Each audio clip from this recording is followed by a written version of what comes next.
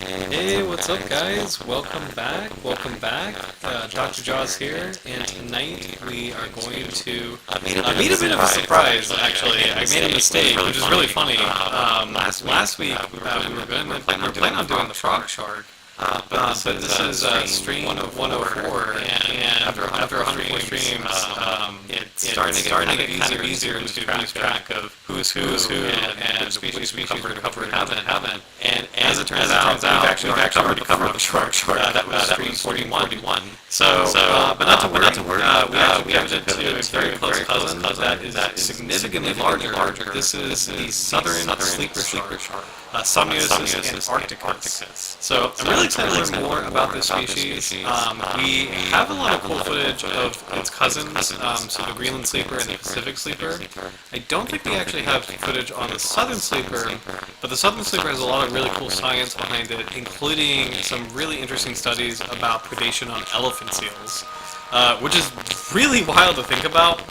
If for anyone who may not know, elephant seals are terrifying. They're enormous seals that I think you can find them in both poles. Because I'm pretty sure, if I'm not mistaken, let me look that up actually. Because hey Howard, welcome back. Hope you're doing well. Let me make sure I got that right about elephant seals.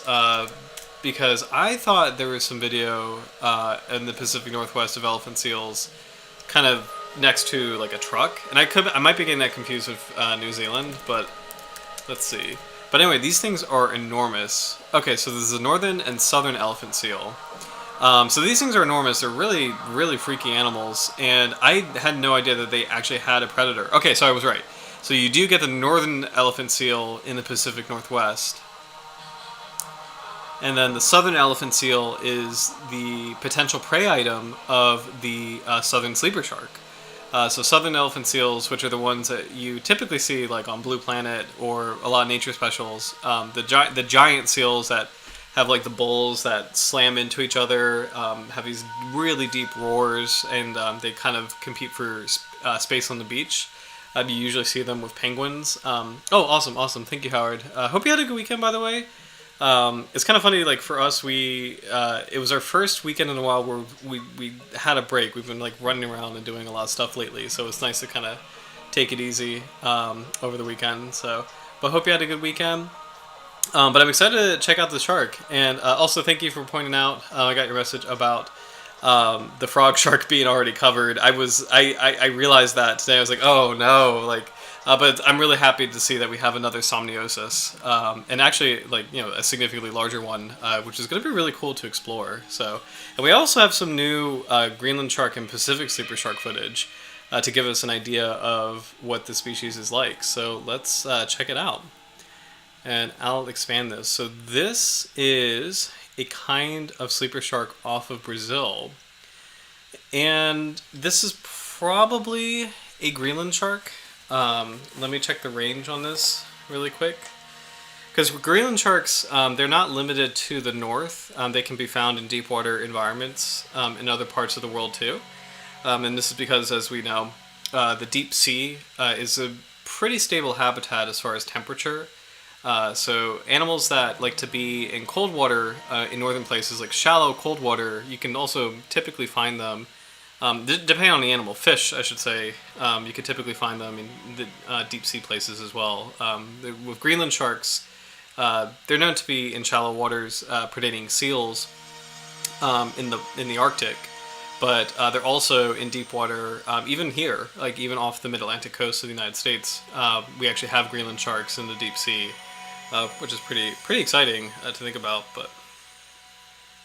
But it's also quite eerie to see for oil rigs. They have these cameras kind of around their stations, and it's kind of incredible to see that on that stable platform, or by that stable platform, there's this enormous animals just swimming by.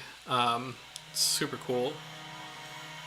Just pulling up the range of Greenland sharks just to verify if this is indeed likely a Greenland shark in Brazil. It looks like a Greenland shark. Is that same kind of color, like that dark, kind of like that dark, like charcoaly color, kind of interspersed with a couple like white flecks. But either way, regardless of what kind of sleeper shark it is, this is a good approximation of the southern sleeper shark as far as some of its behavior, some of its movement. Physically, the southern sleeper shark looks a lot like a Greenland shark or a Pacific sleeper. There's some subtle differences, but it's the same kind of robust body plan. This huge mouth with these like really, really awesome serrated teeth.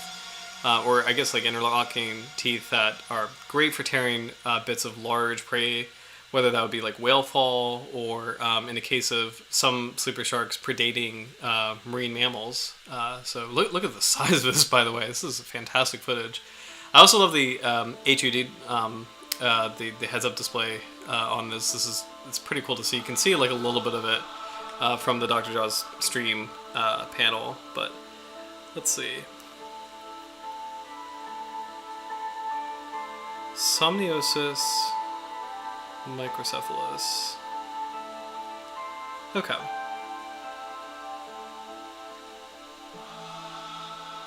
Okay, so if this is Brazil, this is actually, I got that wrong. This is probably not a Greenland shark.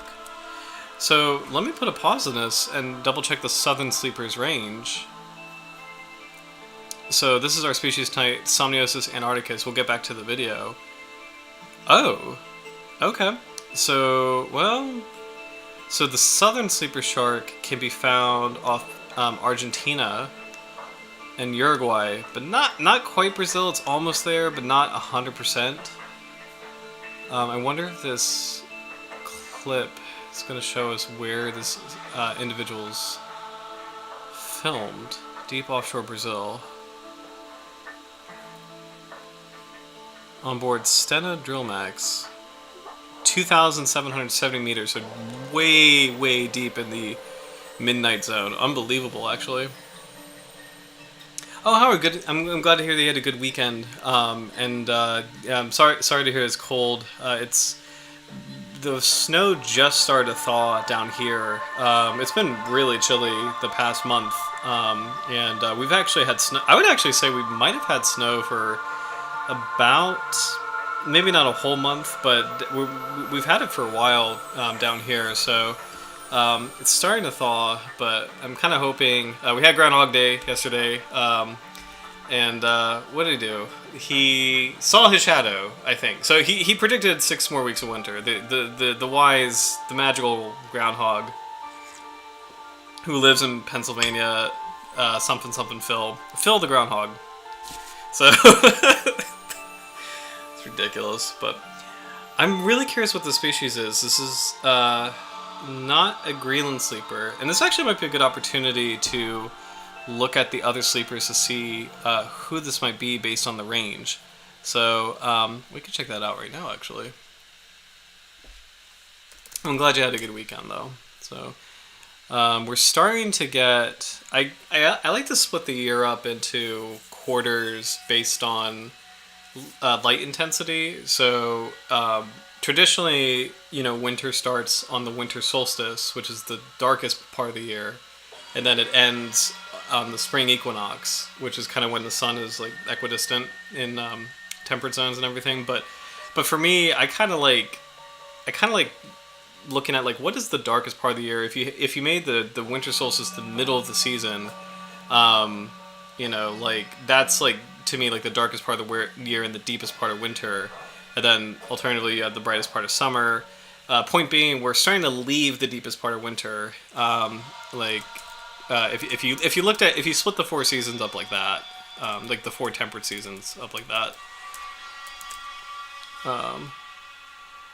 it was really random. Point being, I'm really excited to have the weather or the sun start coming out more and more, and you can see, just little changes here and there. Like February is the tiniest beginning of things starting to change in Virginia, where you have a tiny amount of plant life, starting to happen. You actually do have some butterflies that come out in February, like literally 1 or 2 species late in the month. So we'll see. We're still in winter, but hopefully we'll get out of it soonish. So, but I've intentionally chosen some Arctic music since we're talking about the southern sleeper shark. So here we go. We've got all these different sleeper sharks. So these are all the genus Somniosus. So we're going to check the Greenland shark. It does not live in Brazil. here's the little sleeper shark, Somniosus rostratus, which is also not in the range of the oil rig, so this is not that species. It's kind of cool to see a Mediterranean, European, Northern Africa sleeper shark. It's pretty interesting. We've got our species, which we know that's not the one that's on the oil rig. It's closer to the one on the oil rig than the Greenland shark, though. I doubt the Taiwan sleeper shark would be it, but let's just see. No range map published for this species.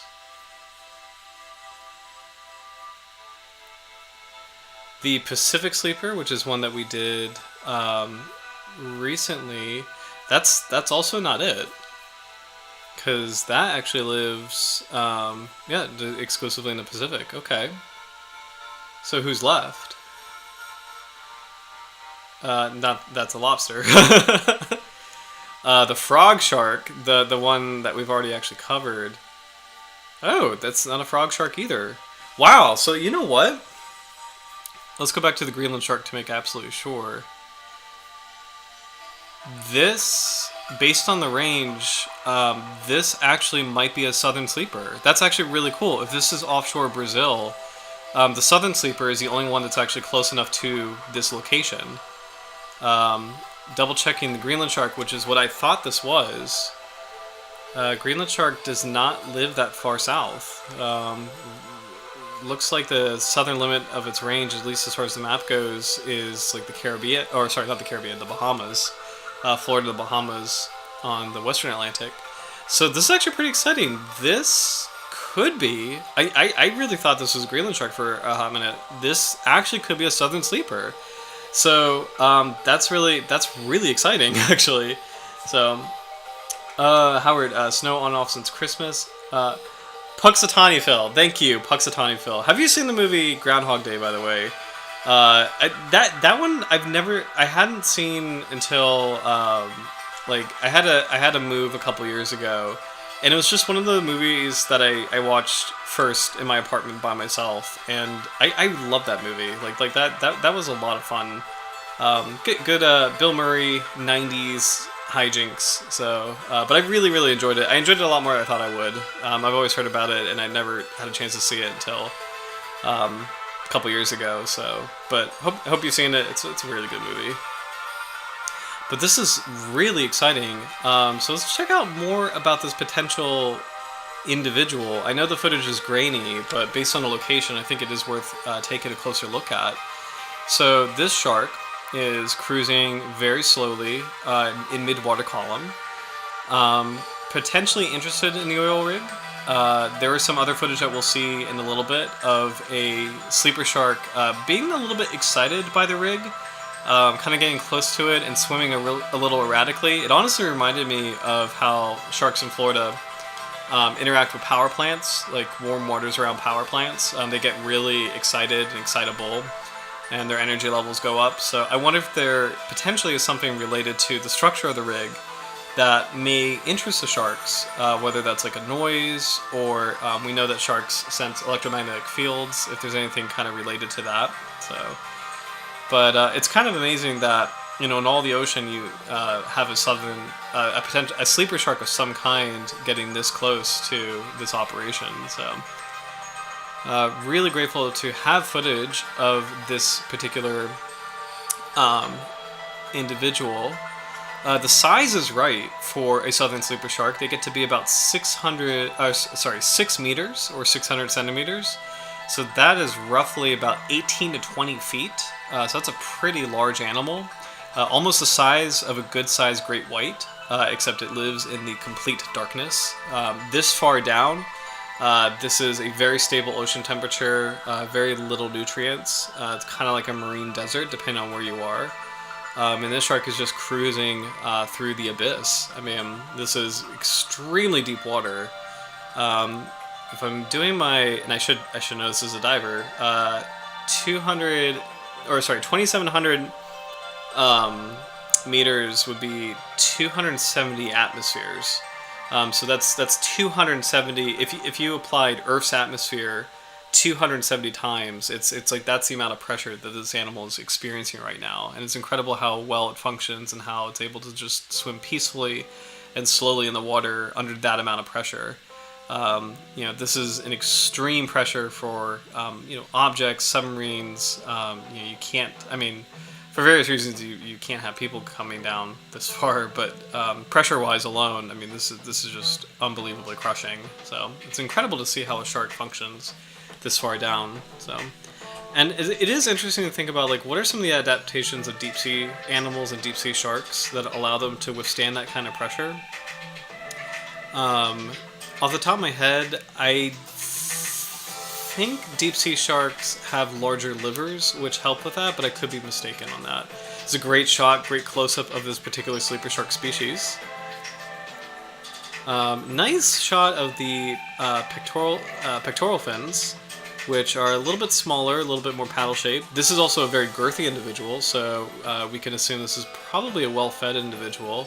Very rotund, and to achieve this large of a size, it probably is an extremely successful hunter. Like, this individual knows what it's doing as far as being able to locate prey and devour it. So do not get this big on accident. Very small first dorsal fin, pretty interesting shape, just kind of like very low, close to the body. It's kind of cool to think about in such a deep water environment that maybe like the long, like tall dorsal fins of shallow water sharks don't really apply as much here. It's really more like a long tubular shape cruising through the water column. Really nice caudal fin. With other sleeper sharks, it's kind of cool to see that the second dorsal fin and the pelvic fins are far back on the body and very close to the caudal fin. So probably helps with this particular animal's hydrodynamics living in a deep water environment. Maintaining like a nice cruise, minimizing the amount of energy exerted. Whoop! Get out of here! Sorry, that ad snuck up on me. Sorry about that. So yeah, but oh hey, awesome. Howard, I just saw your comment seeing Groundhog Day. Awesome. So, but yeah, really cool footage of what could be potentially a southern sleeper. So that's actually really exciting. Let's check out some other wildlife footage. So this is the southern sleeper shark may not quite get into Antarctic waters, but it does get into the Southern Ocean, which is like the giant ocean surrounding Antarctica. Some describe, or what is described as the roughest seas on Earth. It's kind of cool to see wildlife in this very cold environment. Here is a lantern shark, a grenadier, which almost looks like a chimera, but it's not. It's a bony fish. A toothfish, which has been described as the quote-unquote shark of Antarctica. Toothfish are major predators in the Antarctic. A bellowder lobster. I've never heard of this one before, actually. Pretty interesting. And a squid. So, deep sea Antarctic environment. One thing that I immediately notice is, and like all deep sea environments, they tend to have kind of more of a muted color palette, but it's kind of interesting that for the Antarctic deep sea, it's kind of more like these dark browns and pinks and beiges. So you have like the kind of like salmony colored crab. You have like a deep brown shark. Kind of like an iridescent brownish purpley grenadier, and then similarly brownish, slightly iridescent Patagonian toothfish, huge pectoral fins on that, and then similar like a pale kind of like salmony colored bellowder lobster. So it's kind of cool to see that in this environment, this is not like a coral reef where there's a myriad of colors. It's kind of more like muted, kind of more subtle tones down here. But yeah, so we're gonna keep looking at some other kinds of sleeper sharks, so get a better idea of the southern sleeper shark's movements, how it might move. So these are some of its cousins. I wonder if we might stumble upon some more potential southern sleeper shark footage. So right now we have the oil rig individual who could be a southern sleeper, but this is a Pacific sleeper since this is in Alaska. So this is a individual that's living in shallow water because the water is cold enough. And you can immediately see that this particular individual is slightly on the small, like the moderate size as far as sleeper sharks go. Because again, they get to be pretty big, about 20 feet long, 18 to 20 feet long, depending on the species.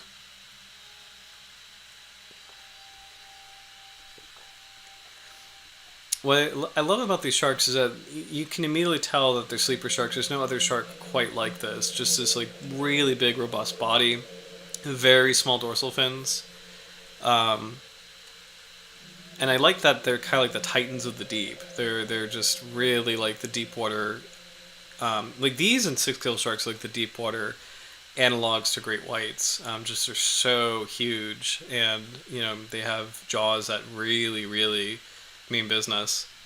Here is a sleeper shark, also in Alaska, so this is probably a Pacific sleeper, investigating some bait.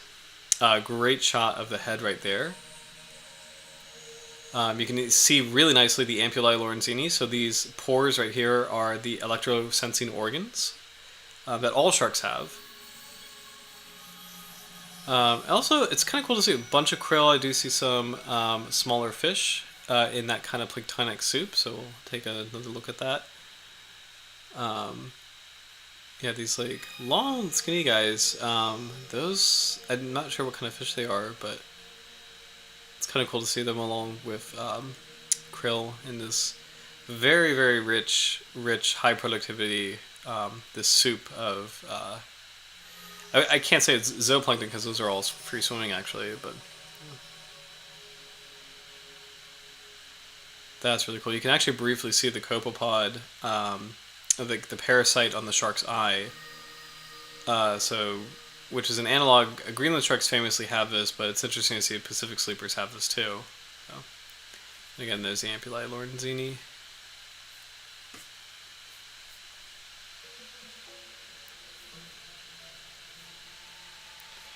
Well, let's go back. Footage of a Greenland sleeper shark near an oil rig. Let's see if we can get a location.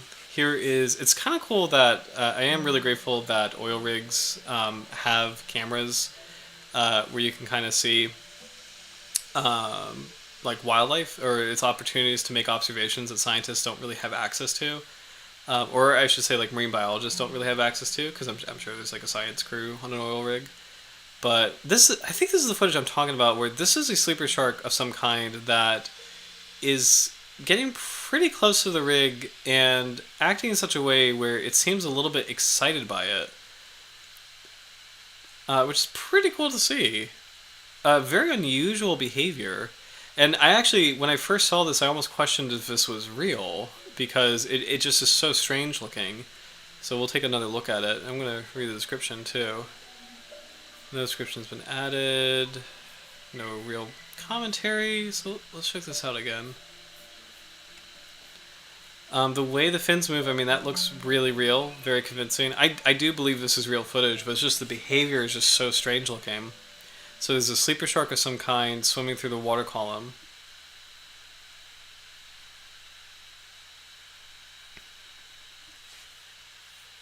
Excuse me. Swimming through the water column and then getting close to this oil rig platform. And really kind of nuzzling right up to it. So it's definitely interested in this object. Sharp turn away, and then interested in whatever's hosting this camera, whether that's an ROV. And then look at this, like it's like almost sitting. So it's just its positioning is so interesting to me, where it's just kind of like sitting on the seabed a little bit, and that just seems so strange. I've never seen a shark do that. Now, for a slow-moving deep water shark, I don't think it's out of the question that it could behave like that. Especially when you think of other shark species that can sit on a seabed, that can actively pump water over their gills, that literally walk on seabeds, that wedge themselves into crevices. Like, sharks occupy so many different niches that, I'm not really super surprised if one, is maybe kind of expending some energy, taking a break, kind of sinking down, to the point where the trunk of its body is sitting on the seabed, and the caudal fin is even like flat, like parallel to the seabed on this platform. But still, it's just like it's so strange looking. I've never seen footage like this. I've never seen behavior like this, and I don't know what could be causing it. Like, I do feel like there's something about the rig and the ROV nearby that's stimulating for the shark, but I don't know what it is. So let me know what you think in the comments. What could be attracting this individual sleeper shark, and what might be kind of influencing its behavior, because it's just so strange looking. So, excuse me. I also love like the creepy eyes in the darkness. I'll replay this one more time. It's amazing that we live in a world with these animals. It's just like, it's so cool that like no matter where you are, no matter what time of year, like way deep down in the ocean, these amazing, massive sharks are just kind of slowly, quietly swimming in the deep. It's just super cool. And it's a nice shot of its eyes too, just kind of like as it's cruising along the seabed. So.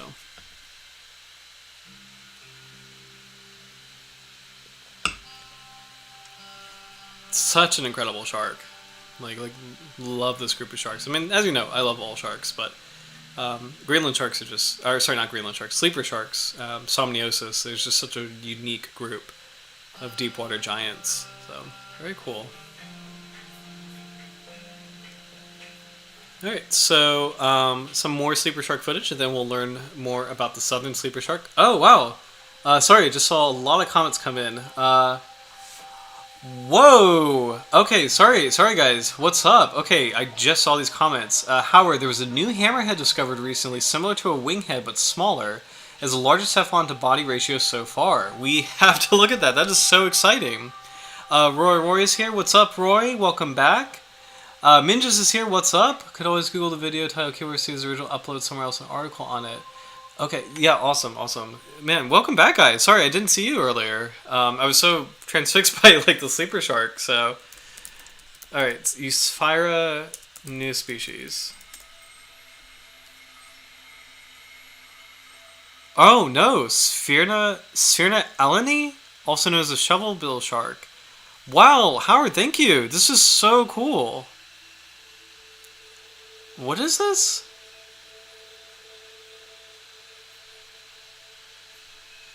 I don't think this is it. This is not it.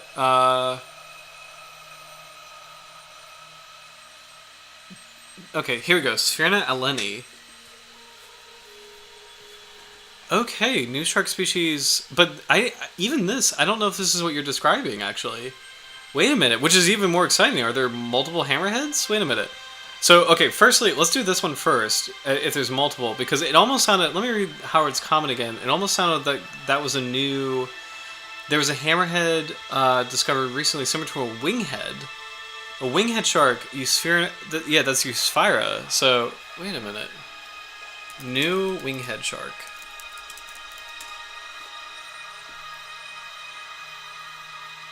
Sphyrna eleni. Okay, so I guess it is Sphyrna eleni, but just to kind of like do a shout out for the winghead shark, just to show how extreme it looks. This is a kind of hammerhead found in Australia called the winghead shark, Eusphyra blachii. So you can see that it has an extreme head shape, and this is used for very tight banking turns as it hunts for prey items. So the bigger the head, the wider it is, the sharper the turn this kind of shark can make. So.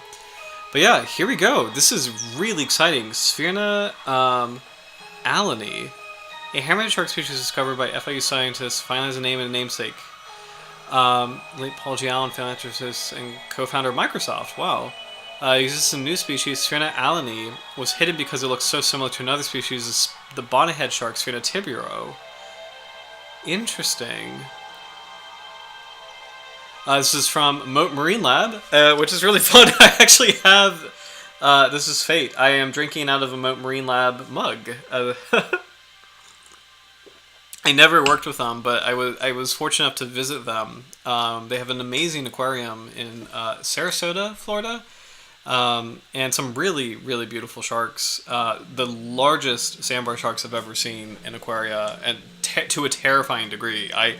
Like sandbar sharks are, very chill species, and I was really nervous watching them. Like the individuals they have there, they're the largest I've ever seen in public aquaria. So it's pretty wild. They take really good care of the sharks that they have at Moat. And Moat is a really famous marine lab for sharks. Moat is one of the big marine labs for shark science. So yeah, shout out to Moat. It's really exciting, really fitting that they are able to describe a new species. It's really incredible, actually. Initiative funded by the Paul G. Allen Family Foundation. Gotcha. Allen was a champion for shark conservation and protecting marine ecosystems among his many philanthropic initiatives. Gotcha. Okay. Wow, this is so cool. DNA analysis provided the first clue that the bonnethead sharks, as we knew them, were at least 2 species in the Atlantic and not 1. But DNA alone is not enough to define a species, so we put a team together to look at specimens to see if there were any physical differences as well. Wow. This is so cool. Thank you so much, Howard, for sharing this.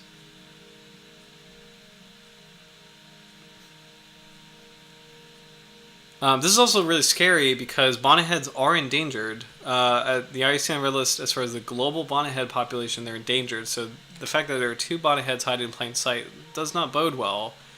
It's an exciting discovery, but let's see.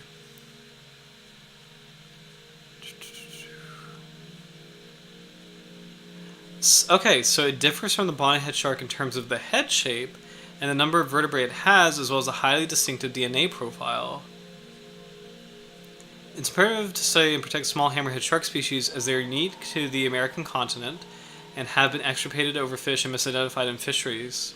It's a really good point, and I didn't even think about that the smaller hammerhead, so the bonnethead, this species, the scoophead shark, the small eye hammerhead, the mallethead shark, the scalloped bonnethead, they all are in North or South America. So it's a really good point. These sharks have played a critical role in shaping the culture and economy of many local communities in many Latin American countries. Realizing the shovelbills are a distinct species also means they're likely threatened with extinction.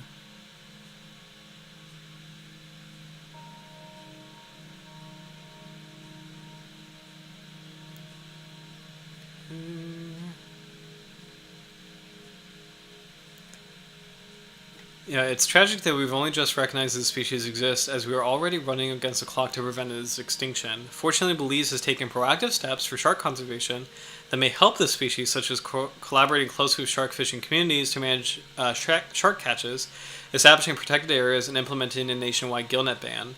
So that's actually extremely exciting. Belize, I'm sure most of you already know probably, Belize is a hugely popular dive destination. And so this actually might be an exciting piece of ecotourism as well. Maybe this new hammerhead species can be part of the dive attraction, like part of what people come to Belize to see. So that is super cool. Thank you so much again, Howard. That kind of reminds me, probably should have done this for New Year, since we're entering into 2025. Now, believe it or not, Wikipedia, as much as people say, it's... I don't really know. Actually, let me know in the comments what the chatter is on Wikipedia, because when I was studying, both in high school and like undergrad, people would keep saying like Wikipedia is kind of mostly right, but you would need to follow up on your resources. But like we kind of cheat and use it because it's like, it's kind of mostly there, but you got to be careful. Like there's like a big taboo around it, and people are like, but low key, it's kind of accurate. So blah blah blah. Point being, Wikipedia has an unusually accurate shark list, and it records discoveries. It has the list of sharks, and it updates who gets added to the list. So let's I want to see and take this moment to see who may have been added in 2024. And here we go. So, firstly, we had a new genus, Digichthyes, and a new family, Digichthydae, the bristle cat sharks. So that's really exciting. We'll have to, let's I want to actually open that as a new link. So yeah, what's really cool about Wikipedia, if anybody is like a fellow big shark nerd, they actually do a really good job updating the list of current sharks that exist in the world. And it's actually a little scary how accurate it is, and it's scary how quickly it updates. So I'm actually pleasantly surprised that we have 2024 species. So these are species that were described last year. So we've got an entire new family to get today, which makes sense because like cat sharks are so diverse. Kind of makes sense that they're starting to be broken up into more and more families. And this is kind of wild, actually. We should probably do one of these. You've got to be kidding me. Okay, we should. Okay, I kind of want to do this next week because it's such a ridiculous name. It's like this is unintentional, but Dickychthyes bigus. It's a ridiculous name, and I kind of love it. The beige bristle cat shark. I'm gonna submit this as a species for next week. I know it's really early into the night, but that's just ridiculous. Like, oh Howard, no worries. I just saw your comment. No worries at all. Because like I'm just super thrilled that there's a new hammerhead. So it's so cool. So that is super cool.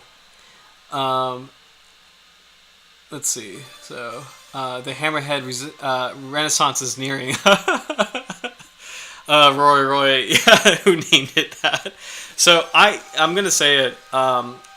Scientists do have a weird sense of humor, and like there's a lot of like naughtily named things. And I this is probably intentional. I'm not gonna lie. Like there's a lot of weirdly named species and animals.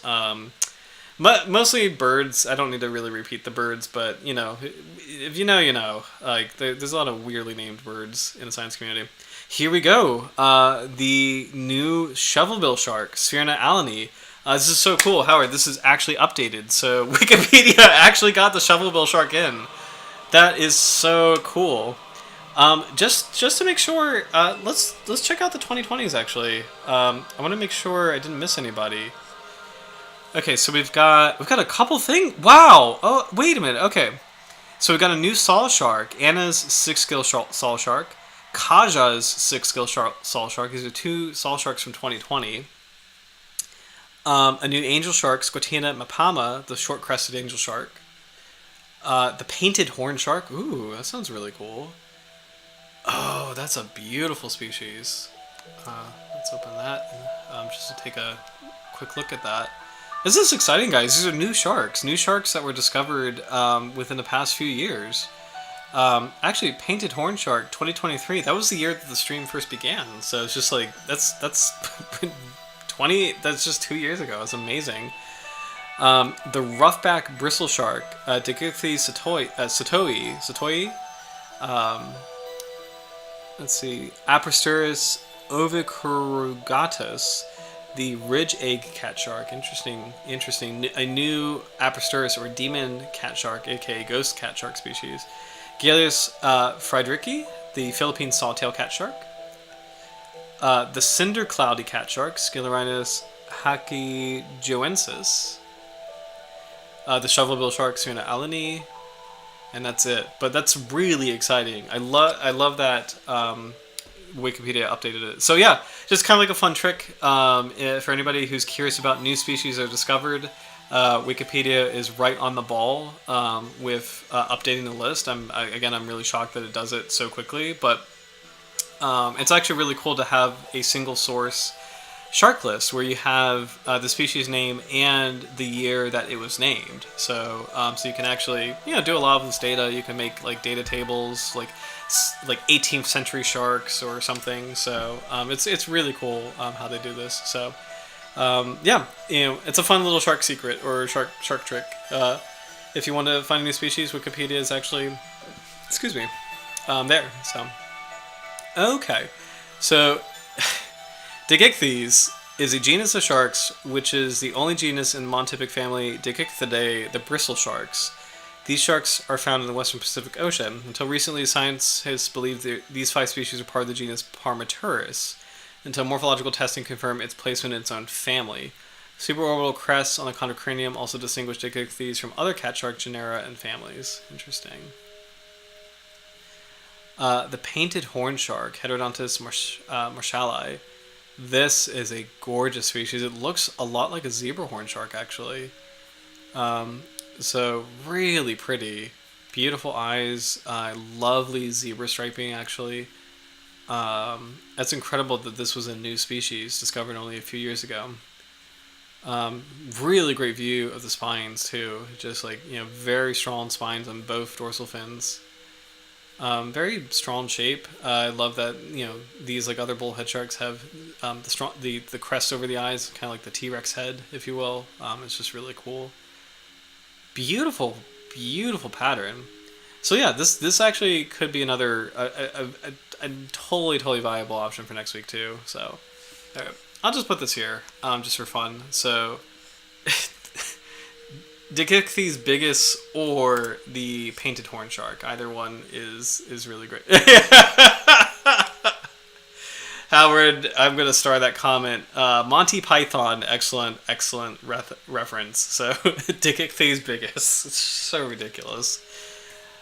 Yeah.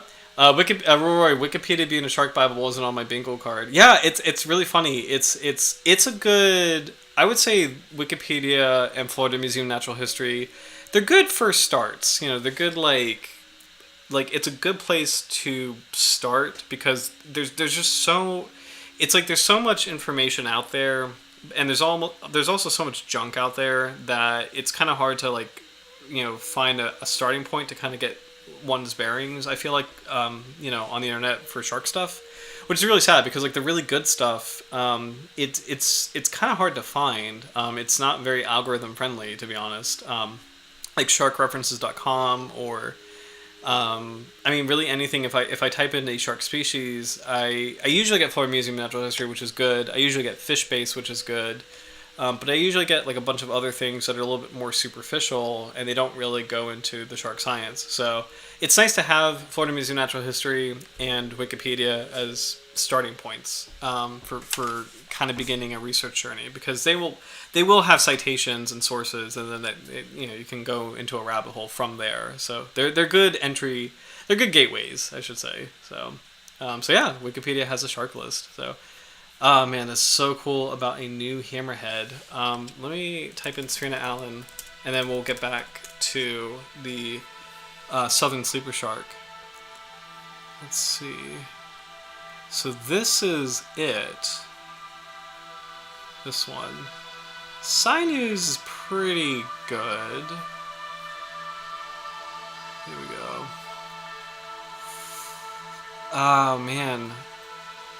You know what is kind of wild? I think you guys have seen that bonnethead shark that I was hanging out with years ago in Bald Head Island. Was kind of wild. Is like, was it this species?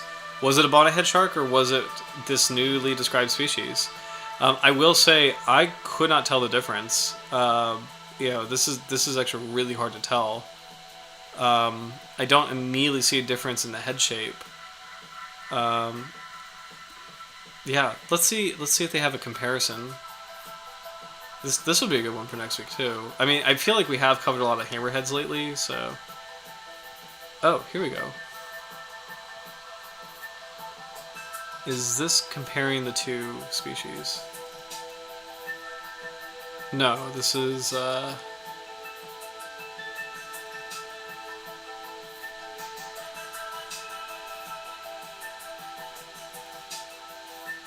Oh, this is okay. Here we go. Let's see if we can zoom in. Can we zoom in, please?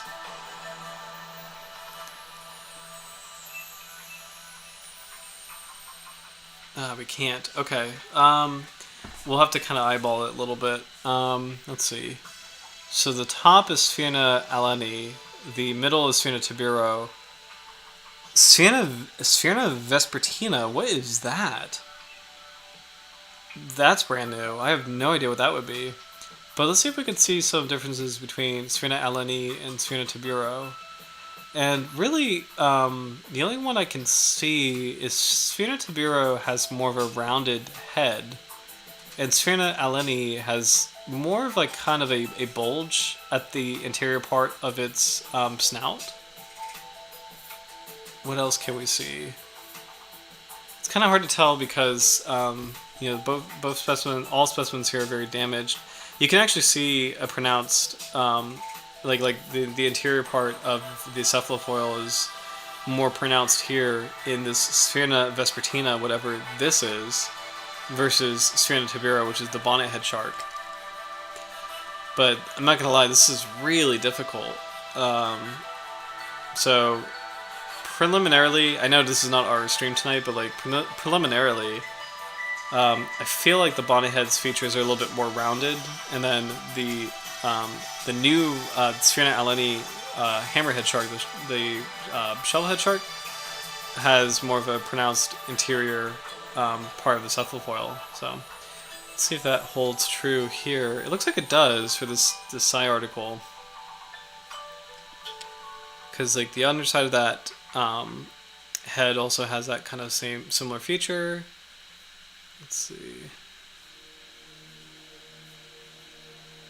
I really don't like these ads. Hold on.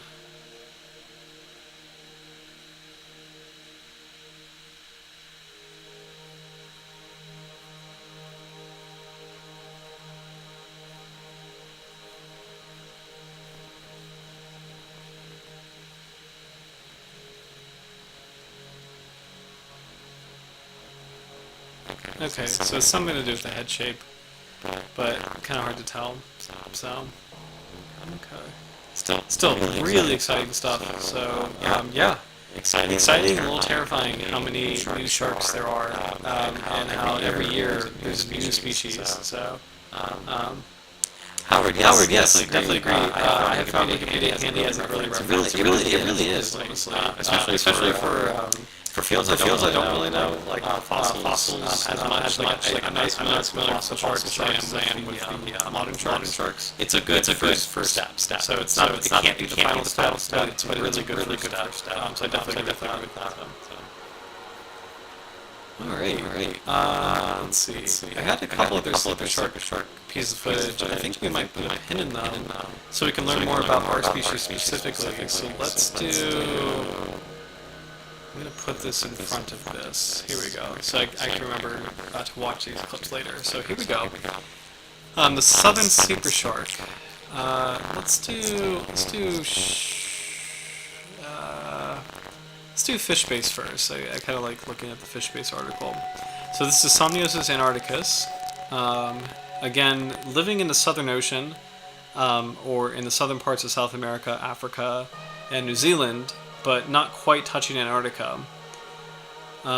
So this is part of Somniosidae. Somniosus is Latin for sleepy, reflecting Lesueur, who is one of the first shark scientists, or taxonomists, surmise that these sharks are slow or sluggish because of the relatively small fins, hence the name sleeper sharks. Antarcticus belonging to the Antarctic.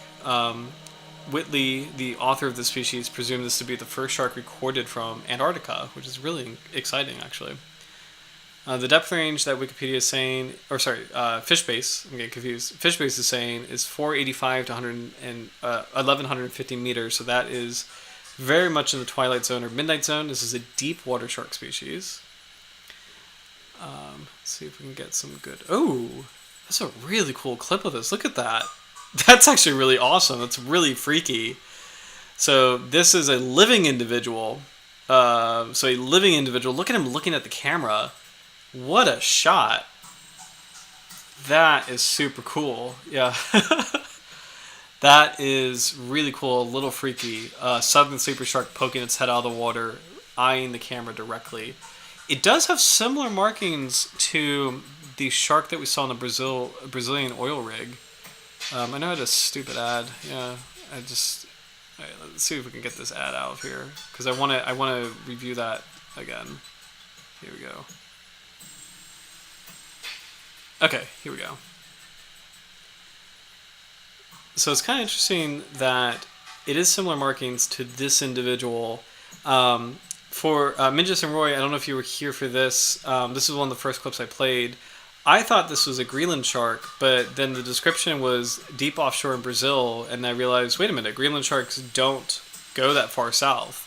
So this is some kind of sleeper shark. We cross-referenced with Pacific sleepers. They don't go. They are limited to the Pacific, so it's not a Pacific sleeper. It's not a Greenland shark, so it actually might be a southern sleeper. So it actually might be tonight's species.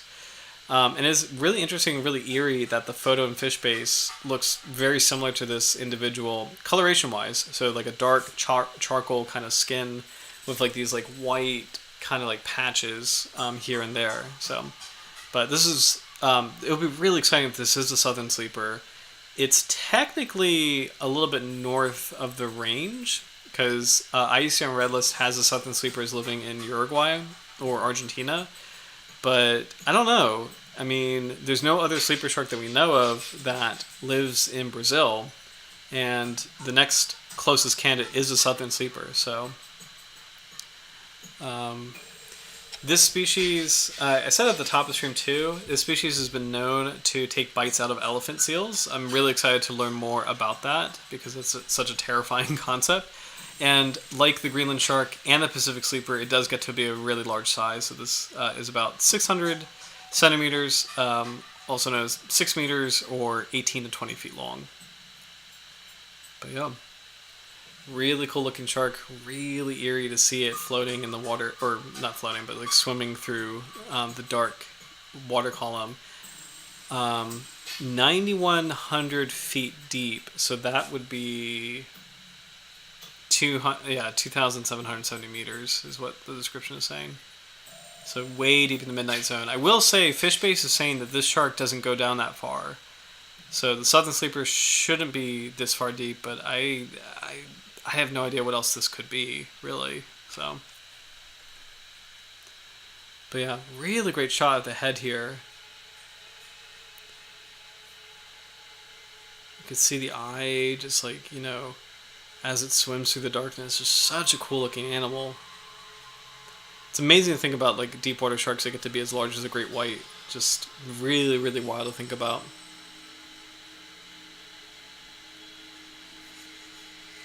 But yeah, I think that looks pretty close to this. I do think those look really similar. So I've never seen a shark photo like this too. This is really cool and really creepy. It almost looks like a. I do not have thalassophobia. Evidently I love the ocean, but that's a freaky image. So that's gonna be on my thumbnail too. I think for this episode, just to freak the thalassophobes out. So. But here's another shot of the southern sleeper. This is kind of, in artistic interpretations, this is closer to what official scientific publications have for the species. More of a lighter gray, I will say. So, love the comments. Images all sleepy shark.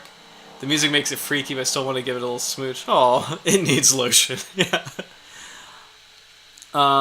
Oh, interesting. Glad you mentioned that. It's curious because it looks so much like a Greenland shark other than the fins, yet lives on the exact opposite side of the globe. Yes, so that was such a cool surprise. That footage is not of a Greenland shark, but something else. So I hope it's a southern sleeper. That would be really exciting.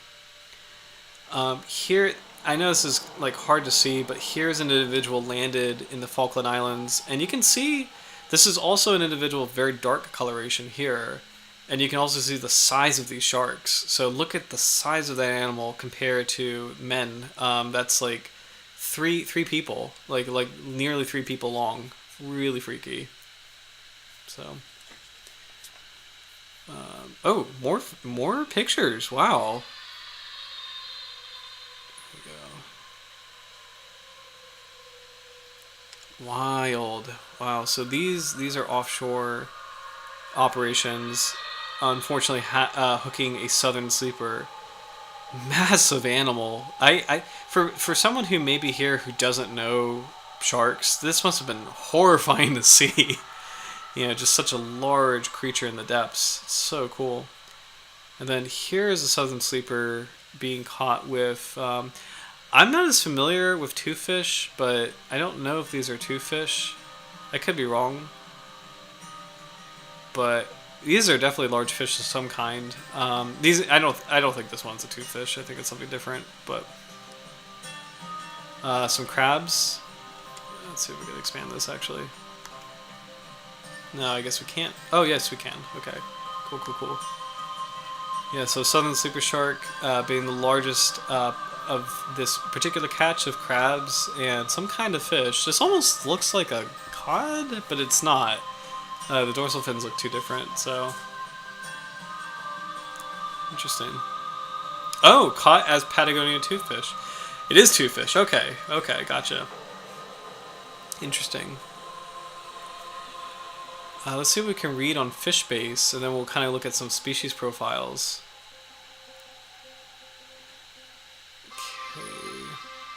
Okay. It differs from the Pacific sleeper in just some measurements. Interdorsal space, height of the first dorsal fin, height of the second dorsal fin. Not much else on it, so let's check out. I had some publications on. Here we go. Yeah. Deepwater sharks, the Deepwater Shark Field Guide. So let's check it out for the southern sleeper. Okay. So beautiful art.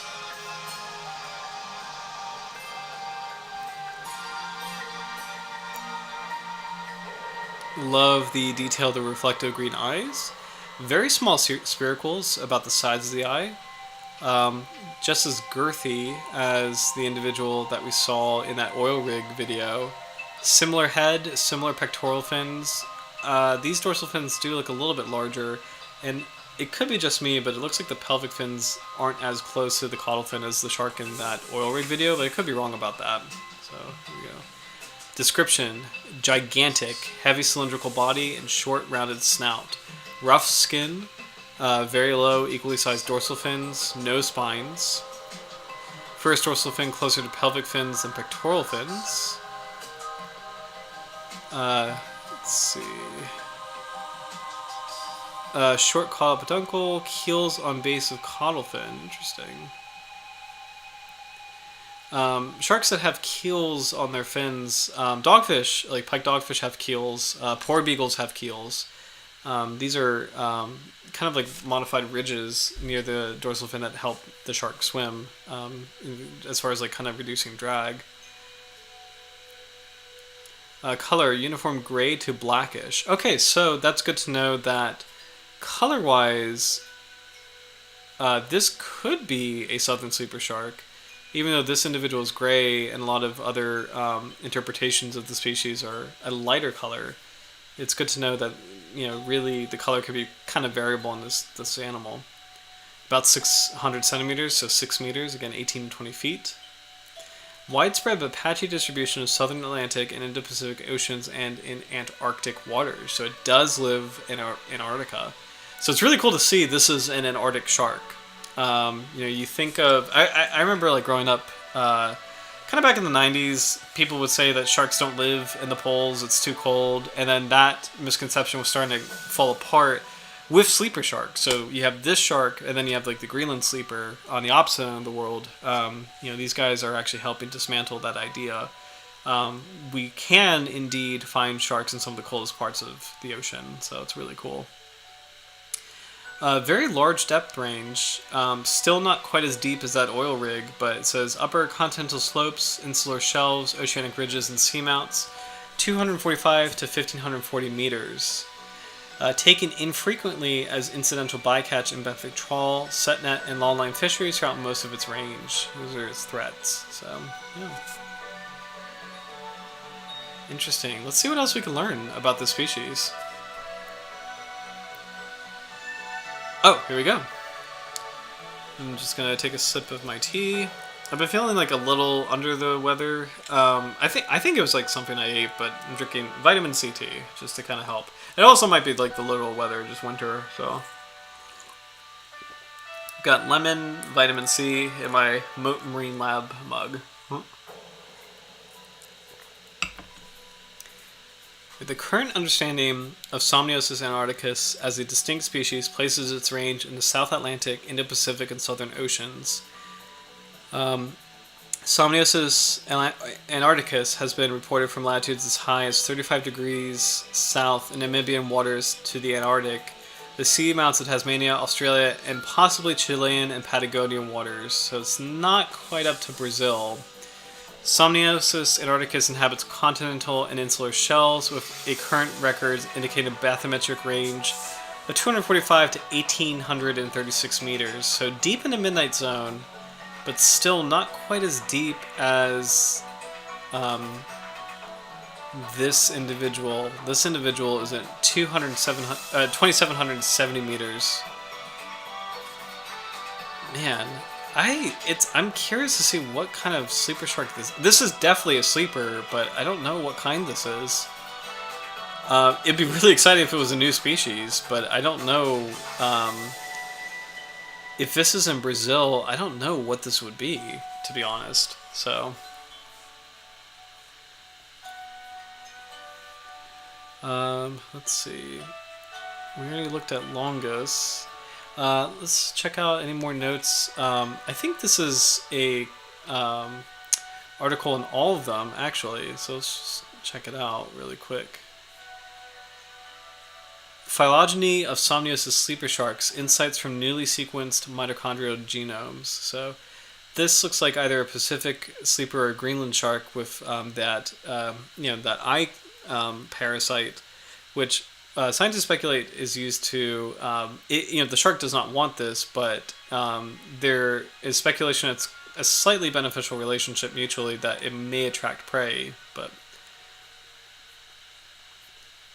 let's see. Oh, no, I want antarcticus. There we go.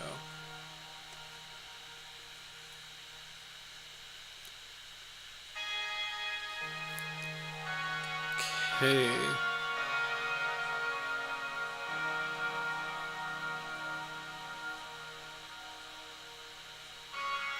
Clear divergence was shown between the subgenera Somniosus and Rhinoscymnus, estimated at 7.8 million years ago, with no discernible differentiation between Somniosus pacificus and Somniosus antarcticus, so the Pacific sleeper and the southern sleeper, nor between Somniosus rostratus and Somniosus longus, which I think that one's the frog shark, which is, I explained at the top of the stream, we were supposed to do the frog shark today, and then I realized, oh, we already did it. It was actually, the frog shark was stream 41, which is really funny. I totally missed it.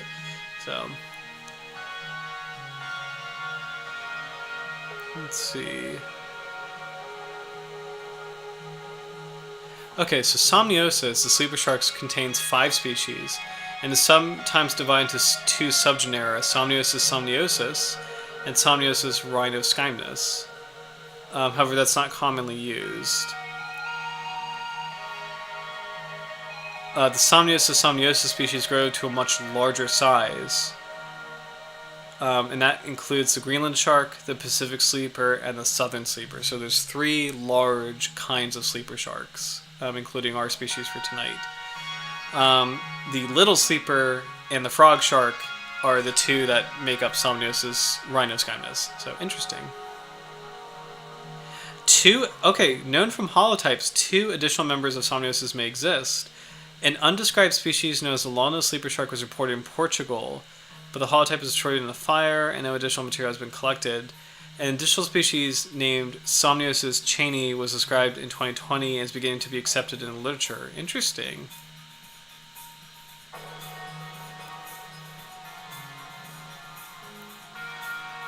Let's see.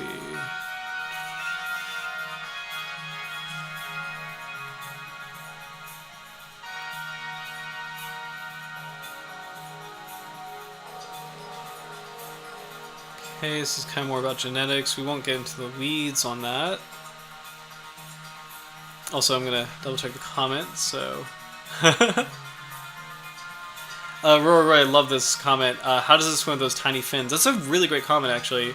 I'm kind of wondering that too, where what's cool is that these are deep water sharks, so I wonder when you have that depth and the amount of pressure at that depth, I wonder how much it changes like the viscosity and how much that the body shape of the shark, allows it to swim through the water column and not really spend as much energy on the pectoral fins or the dorsal fins, but more so on the caudal fin and just the size and shape of the long tubular body. So, or not tubular, but like the long kind of cylindrical body. I think there's something going on with the body shape.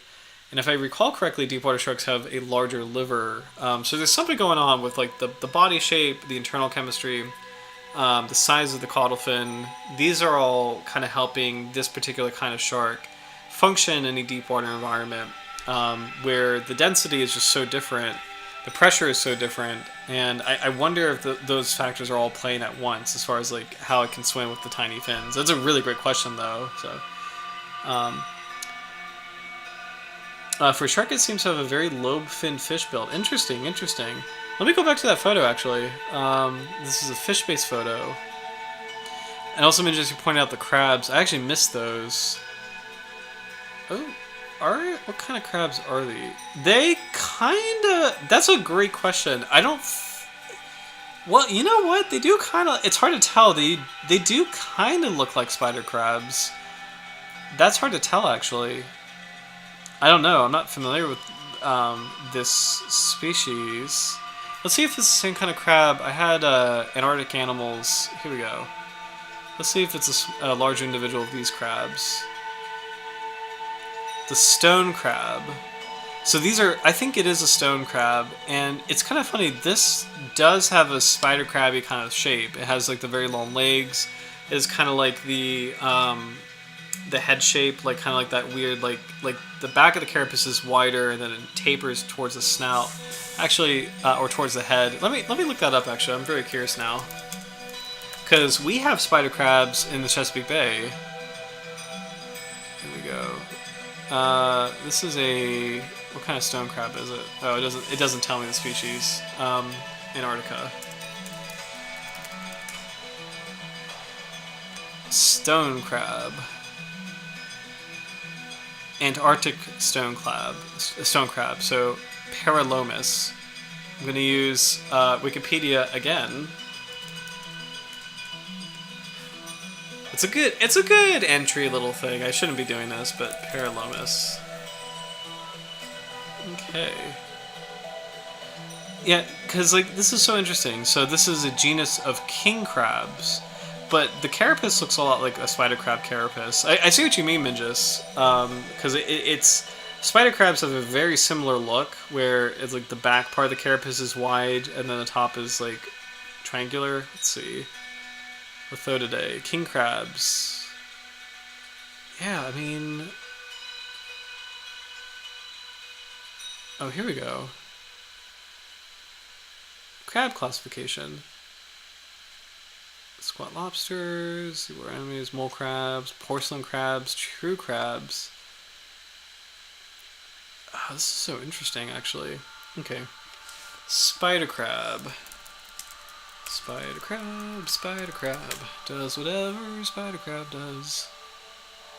Okay. The Japanese one is not the one that we have, but the family is Macrochira. This is so interesting.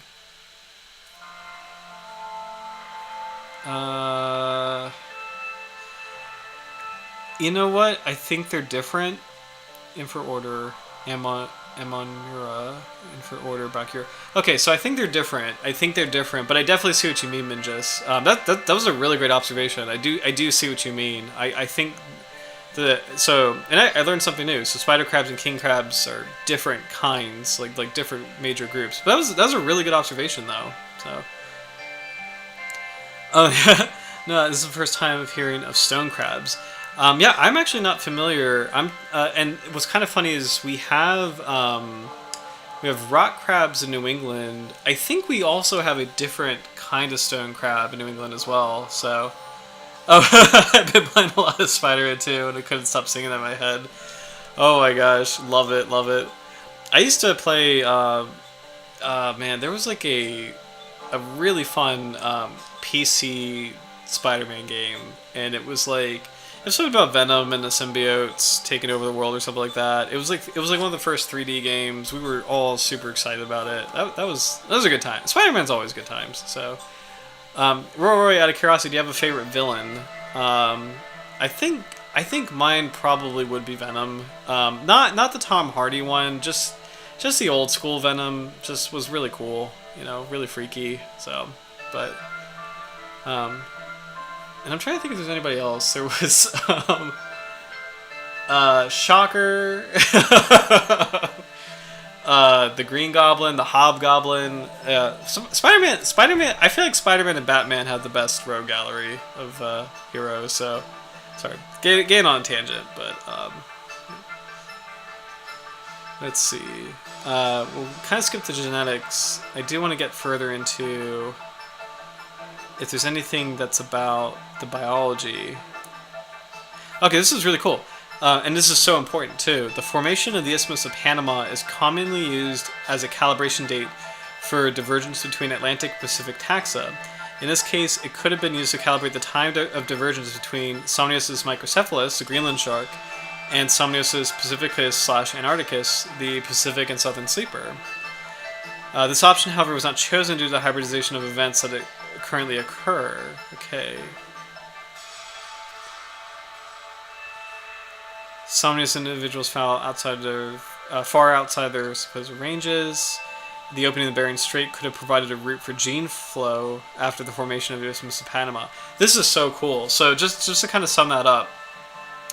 So they're talking about and actually let's use maps for this because this is really cool what they're talking about. We'll get IUCN Red List on for a third species. So what do I have? I've got the Southern Sleeper Shark. Good. This one was the Greenland Shark. Right? Yep. Okay. And then we're going to do the Pacific Sleeper.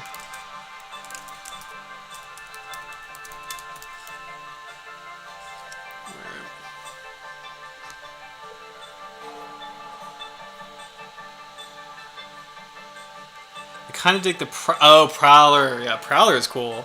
I didn't know that Prowler was a guy until I saw the Miles Morales, the Into the Spider-Verse Spider-Man, and that was awesome.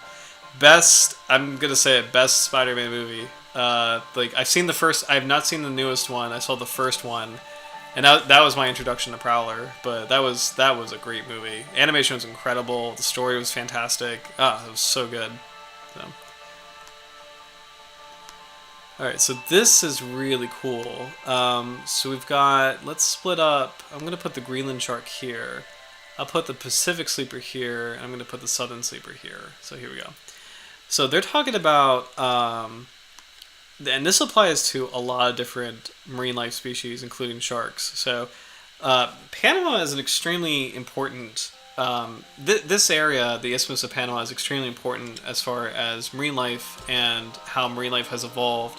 I think we have all talked about this before, but originally this was covered in water, and so there's free passage between the what is now the Caribbean and the Pacific. And then when the sea levels rose, and I forget if there was other geology that was kind of influencing a rising of the continent, or if it's simultaneously Panama rising and the sea level falling. But you had this sudden barrier that has a massive impact, between the exchange of species. Because originally tropical animals here could travel to through the Americas pretty easily, but now with Panama's creation, they can't do that, and so you have Caribbean animals kind of bearing some kind of resemblance to tropical Pacific animals here, but diverging, and being different, and they can't go around. They can't go around South America. And they can't go around North America because the temperature is just too cold, for those tropical animals. And same thing. So that article was talking about how this separation could have separated the sleeper shark species where you have the Greenland shark here, it's definitely got a completely Atlantic range. You've got the Pacific sleeper here, which has got a completely Pacific range. And then you've got the southern sleeper here. But this is where it starts to get a little tricky, because the southern sleeper is kind of all around the Southern Ocean, isn't it? So the Panama thing could apply to the two northern species, that they're very similar looking, but they're distinct species. You can actually apply that to the dogfish too. There's the spiny dogfish, Squalus acanthius, who lives in the North Atlantic, and then there's the Pacific spiny dogfish, Squalus sucklei, which lives in the Pacific. And so I wonder if that's a similar thing. So they were talking about that. They were also talking about how this could be on shaky ground because of the there was like the land bridge between Alaska and Russia. What was it? The Bering Strait? The Bering. I have to remember this. Where is this? This is such a cool article. Yeah, the opening of the Bering Strait could have provided a route for gene flow. So originally, Alaska and Russia were connected by an ice bridge. This is how ancient ancestors of Native Americans were able, or the indigenous peoples in North America were able to cross into the continent. They came from Russia over the Bering Strait, and then the strait, melted, like the glaciers melted, and that's how you had like a divergence of Eurasian versus North American cultures. But what's kind of cool is they're talking about, like, with the strait melting, would have that been an opportunity for Greenland sharks to, swim over and mingle with Pacific sleepers and have some gene exchange? So these are really interesting questions. Like, geography has such a huge impact on species and the development of species, so it's just super, super cool. So let's see. Joker shark. Sorry, I just saw these. Oh my gosh, Joker shark. Okay, Joker, favorite hands down, favorite Batman villain. I mean, how can you not love the Joker? But love his comment, Joker 3, full a Somniosus a day. I saw it took me a while to see the first Joker movie. I heard it was really dark, so I usually don't like, kind of like creepy dark movies, so I was like, it took me a while. I saw it. I thought it was fantastic. Really, really well done. I have not seen the second one, but I have heard the second one is terrible. And I'm like, which kind of cracks me up into terrible. It's just like, it's so funny. Like there's so many Jokers and there's so many Batmans now that it's just, I guess, this is a sick part of me that thinks it's kind of funny that that movie didn't do so well. So, but if you guys saw it, please let me know in the comments what you thought of it, because I heard it was really bad, but we'll see. So, but as far as villains and the villains roster, I would say Joker's my favorite Batman villain. Ra's al Ghul is really up there too. I used to be a big Bane fan post Dark Knight Rises because the voice is so much fun to do, but like, I don't know. Bane wasn't as deep as some of the other villains, so but he was still awesome. That's also a Tom Hardy character. Man, goodness, Tom Hardy. He does a lot of characters. All right, so I'm gonna keep scanning through this article. We'll kind of hop around to more Southern Sleeper Shark info. Let's see.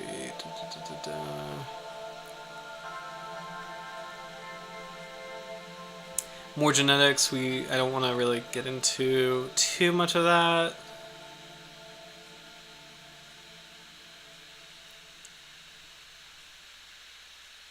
Interesting. Okay, 3 distinct clades within Somniosus were revealed in both analyses. So that's really cool. So there's these 3 branches. One of them is the Greenland Shark. It's basically its own thing. The other is the Pacific Sleeper and a Southern Sleeper. They're close enough that they had a common ancestor. And the final one is the Little Sleeper and the Frog Shark. Those two are also closely related with each other. Within the Southern Sleeper and Pacific Sleeper clade, there's no apparent delineation grouping between the 2 species. Interesting.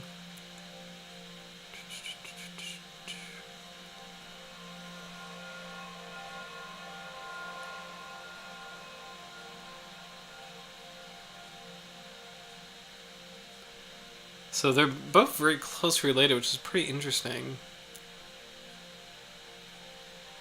This study reports the split between the Greenland shark and the Pacific/Southern sleeper millions of years prior to recent estimates of the formation of the Isthmus of Panama, suggesting either unrelated divergence or an inaccurate consensus of when the isthmus formed. Interesting.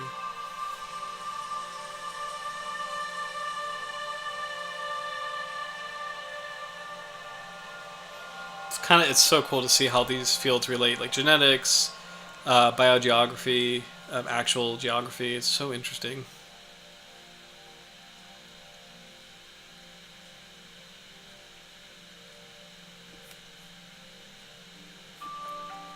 But pain funny voice. Oh my gosh. Let's see. The ice bridge and possibility of people coming over in multiple migrations has always been fascinating to me. So hearing that its disappearance may have directly affected migration of another species is so cool. Agreed. It's really, really cool. So, Howard liked Joker 2, but not a critic. Honestly, sometimes the critics get it wrong. So, like, that is a recommendation. So I might have to check it out. So. Minja's Bane, funny voice. Oh my gosh! My fiance is not a huge fan of The Dark Knight Rises, so I do tease her with the Bane voice sometimes, and she's like, "No, please stop, please stop." But like, I will show you where I've made my home. Was preparing to bring justice, then I will break you. Like, I love doing the Bane voice, but it as you can easily imagine, it annoys my fiance quite a lot. So, but anyway. This study has attempted to clarify the delineation of species Somniosus and expounded upon certainties within a genus. This is so cool that, just by looking at genetics, you can trace like that evolutionary history between the different groups. Okay, so that's pretty much the end of the study, but it's actually really cool that you can trace the evolutionary history and kind of try to piece that together with, like they're talking about Panama specifically, like the formation of the isthmus. So, oh, thank you. Wait, why was that good? Thank you. Appreciate that. So, oh my gosh, lots of practice. I feel like I've said this before. Dark Knight Trilogy is by far my favorite superhero, and love that version of Batman. Just the Christian Bale version is just, he's so focused and so like brutal, and it's just like but controlled. It's such a cool performance. It's such a great series. So love that version. The other versions are great. It depends on the version, but I think Robert Pattinson did a great job. The Michael Keaton movies are classics. Like they're great. But I just like Dark Knight all the way is absolute favorite. So, let's see. I do want to make sure there's more Southern Sleeper Shark material to cover, but the big one that I wanted to get to was hunting elephant seals. Okay, paleoecology of Eocene Arctic sharks. Okay, here we go. This is what I want to get to, because I'm very curious what is going on here. I'm gonna take a sip. So, yeah, I'm gonna take some water too. So as you know, elephant seals are terrifying. They're no joke. They are real. Actually, I wonder if we can probably find an elephant seal clip really quick. Southern elephant seal car.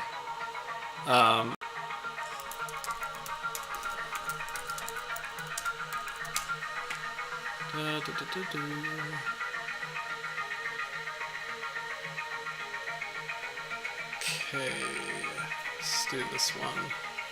Please don't give me an ad. There we go. Okay.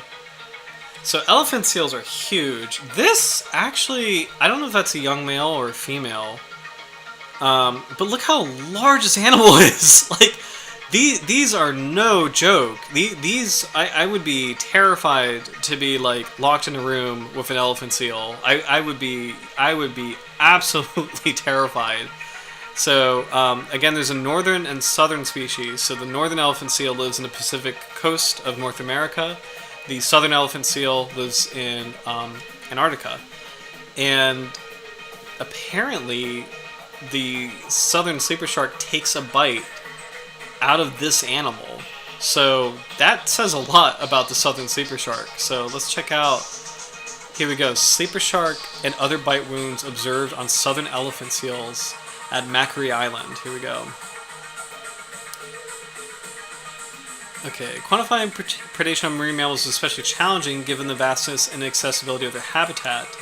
Attacks on pinnipeds, seals can take place below the sea surface, at great distances offshore, and at night, creating a bias towards evidence from near shore and daytime surface observations. Without witness accounts of predatory interactions, only casual relationships, casual relations can be inferred, but there are means of inferring predation from indirect evidence. An author investigated the contents of the Pacific sleeper shark stomach for stellar sea lion remains. No seal remains were found, and the authors commented on the difficulties in discounting scavenging as a form of ingestion of marine mammal remains in shark stomachs. I'm just going to scan through this to get to our species.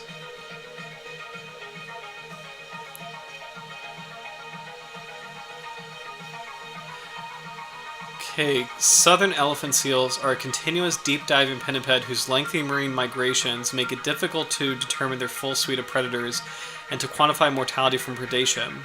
The third largest population of southern elephant seals currently breeds in Macquarie Island, to the south of Australia, and after more than 50 years of continuous scientific observation, only killer whales have been witnessed attacking southern elephant seals in waters close to the island. Killer whales are the most often observed predators of southern elephant seals from other subantarctic islands. Leopard seals are also terrifying, by the way. Let's see. You know what? I do want to show what a leopard seal is, so let's see if we can get a clip of that. Those are scary. It's one of the most perfectly named animals, by the way.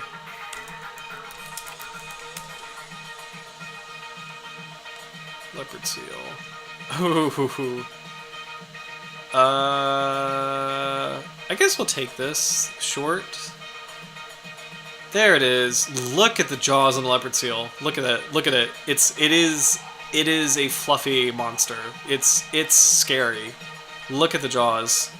Some of the early Antarctic expeditions, like is it Shackleton who went to the Antarctic first? The guys got off the ship, they saw this animal, and they were like, nope, this is not at all, we're not going to mess with that. That is a real predator. They were terrified of leopard seals, and actually I think leopard seals did eat some of, or did hunt or eat some of the men, so it's just like, if I remember correctly, leopard seals are no joke, like, they're dangerous. So we've got killer whales, leopard seals, have been reported taking weaned pups and juvenile elephant seals at Heard Island. White sharks, Carcharodon calcareus, occasionally feed on elephant seals on Campbell Island, some which originate from Macquarie Island. New Zealand sea lions also kill and eat young elephant seals. Interesting. Okay. So these scientists were photographing bite wounds on elephant seals in an attempt to identify the suite of carnivores that attack the seals while at sea.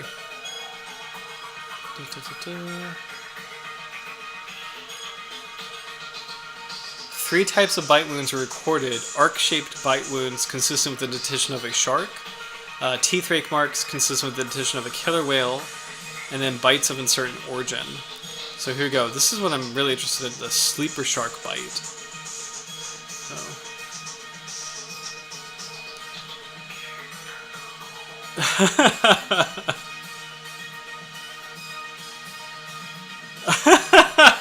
I really appreciate this. Oh my gosh. Dr. Bane, how to drive your fiance nuts. Oh my gosh, guys. Also, how to confirm your fiance will love you no matter how many Bane impressions you do. Risky. I appreciate it. That is really funny, actually. Elephant seals are scary. They hate foreign cars. Oh my gosh. Starting to wonder if it's unspoken rule of nature that if there's a dangerous, scary apex predator, there'll always be a friendlier yet scary apex predator that exists. Interesting. I assume it refers to killer whales because killer whales, they're known for being not super harmful to humans per se until now. Like now they're harassing boats, but like they're the top ocean predators, and it is really interesting that like their demeanor, at least towards humans, is pretty okay. So leopard seals are great white sharks if they're mammals. Yes, absolutely. Oh my gosh, does look like a mammalian great white. Yes, yes, love these comments, guys. Oh my goodness. So sleeper shark bite. I'm very curious what's going on with the southern sleeper. The characteristics of the bite wound illustrated in Figure 1A are consistent with those made by a sleeper shark, Somniosus antarcticus. Sleeper sharks have a broadly U-shaped mouth, the lower jaw of which contains a row of small, closely overlapping teeth, Figure 1B, that produce a clean-edged, shallow bite mark lacking peripheral puncture marks. We observed only one bite of this type in 19 years of data collection. Elephant seal sleeper shark encounters appear rare around Macquarie Island, or seal survival from a sleeper shark attack is low. Interesting. The estimate of the shark that attacked this large elephant seal was itself about 4 meters in length, so that's really big. That's about 13 feet. The fresh bite gives a strong impression that the encounter took place near Macquarie Island. A little more fact can be gleaned from the photograph, except that the bite was superficial and the seal managed to escape and survive a sleeper shark attack. Sleeper sharks are essentially benthic foragers, but they take fast-swimming prey species throughout the water column. Marine mammal remains have been recovered from sleeper shark stomachs. Interesting. Oh wow! Oh wow! Okay, so Figure A is a sleeper shark bite, and B is the sleeper shark's jaws. Here we go. It's hard to look at, but it is also nature. So you have that perfect crescent. Jeez. And then here is the teeth that did it. And, as we talked about before, shark teeth literally, without exaggeration, they're like razor blades. They're incredibly sharp. As someone who's cleaned a lot of shark jaws, and I've been cut by shark jaws in accident, because my hand will slip, and it literally is like a razor blade. It's really awful. It's incredible for the shark. They're incredible hunters. But every shark, large or small, as long as it has pointed teeth, they're no joke. They're literally razor sharp. So the only exceptions would be like the heterodontiforms, like the bullhead sharks that have the crushing teeth, or the smooth hounds, which have also crushing teeth. So I'm curious what these other figures are. So wow. So we had the sleeper shark was Figure 1, A and B. C is a killer whale, and you can see that's really different. Actually, that is really different. So for a killer whale bite, they're saying it's like a rake mark. So like the peg-like teeth kind of dragging down the body, whereas the shark bite is just like this complete circle. It's just this one bite that functions as a single unit. That's really interesting to see. I know it's gruesome, but it is kind of interesting forensically to kind of you can glean a lot of information from the shape of a bite. So, let's see. D is also an orca bite. This is a little tricky.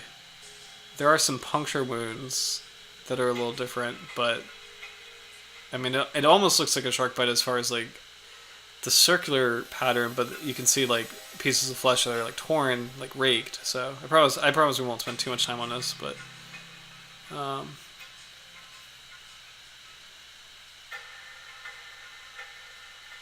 Figure F is an unknown bite mark that's probably a shark, but we don't know. Figure E.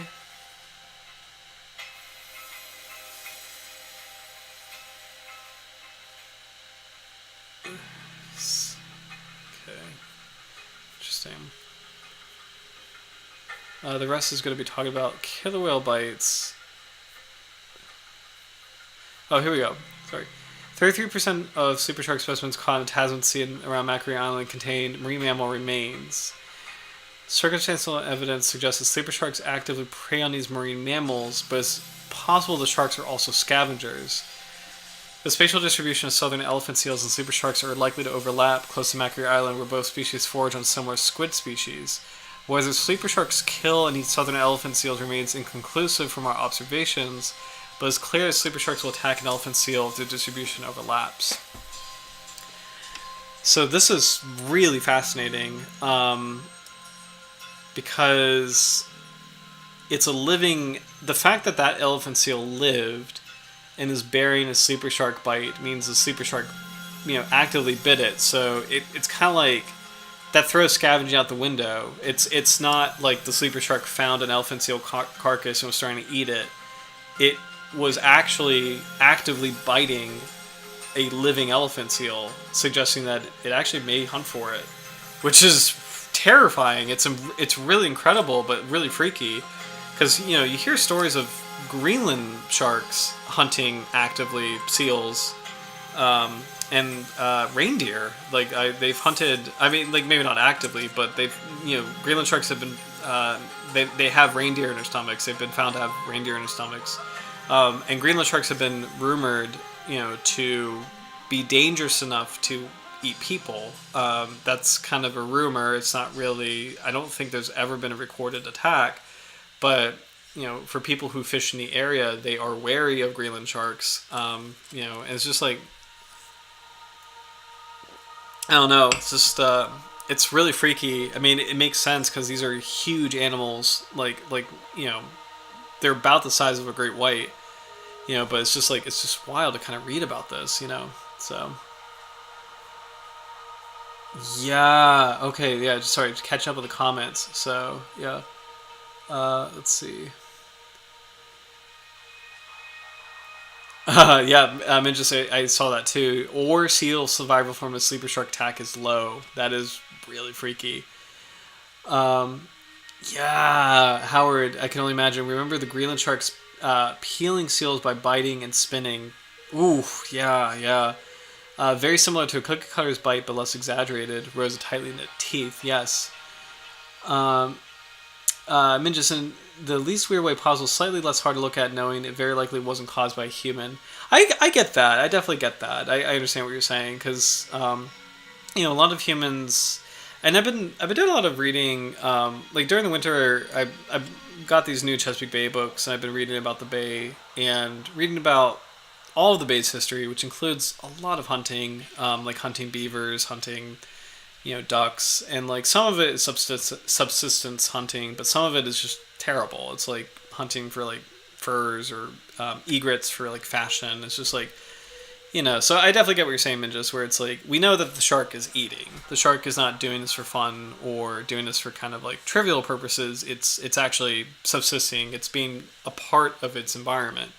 So, I definitely get that. So, imagine a giant cookie cutter. Yeah, just, that's nightmare fuel, actually.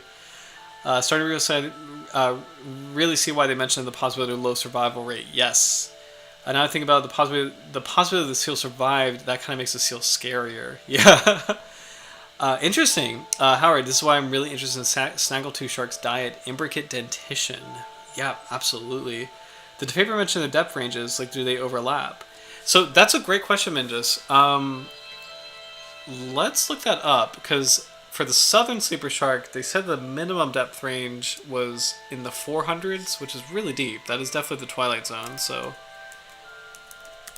And, depth. If we can't find it...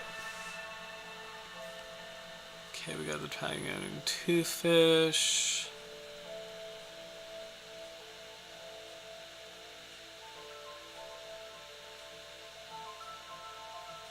Oh, here we go. Okay, no, yeah.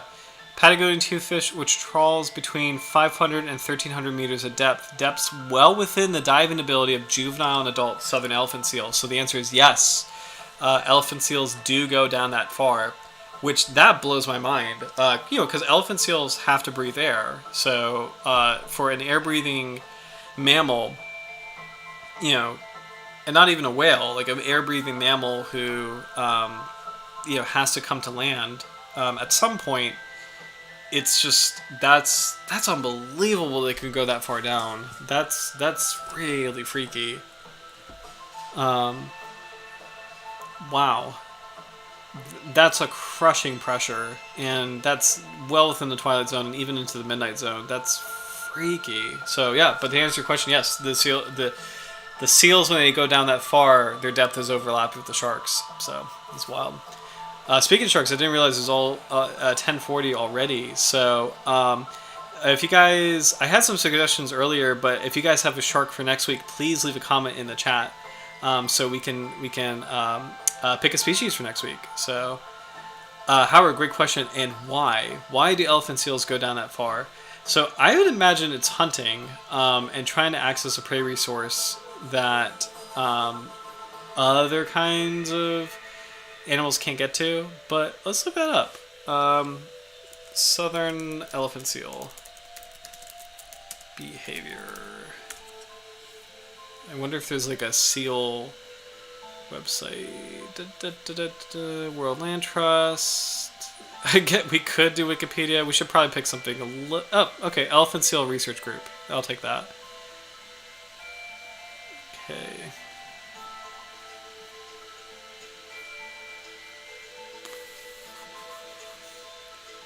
Fighting behavior. Elephant seals are more. Biology. Southern.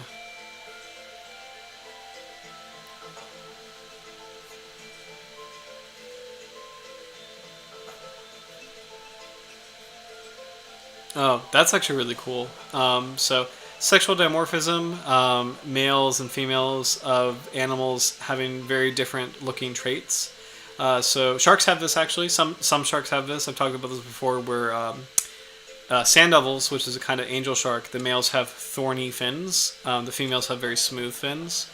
The classic example that we all see probably is deer. Male deer have antlers, female deer don't. So this is sexual dimorphism.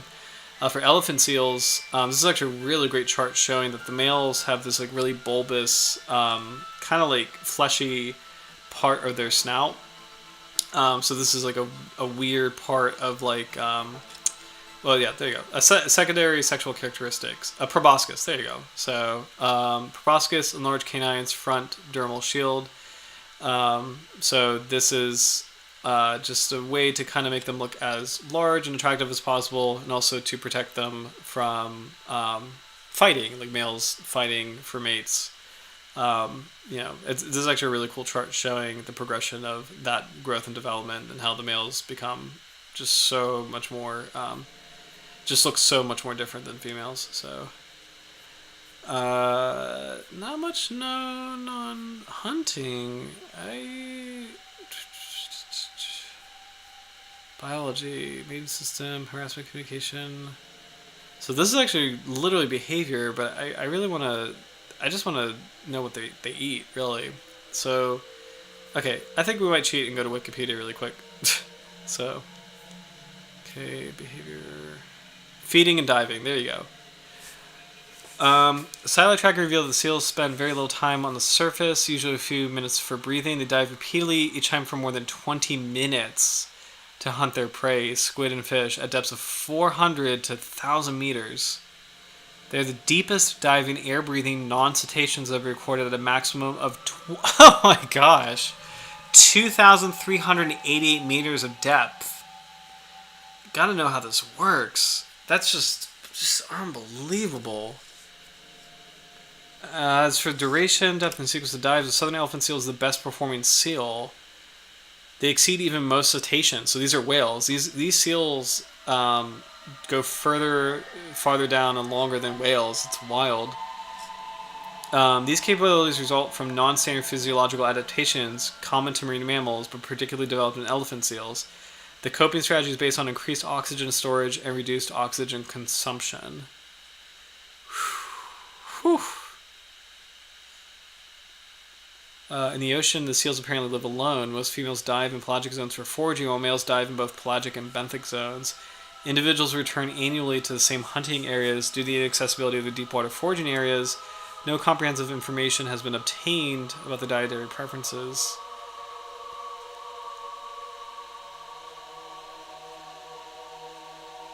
Wow. These are amazing animals. Elephant seals used to kind of freak me out a little bit, but that's actually really incredible. Diving deep. I want to see if there's any underwater footage of an elephant seal at depth. Oh, there you go. That's exactly what I wanted. Here we go. Elephant seal spotted on deep sea camera. That's wild. Look at that. That's so wild. And there's a shark. There's a little shark.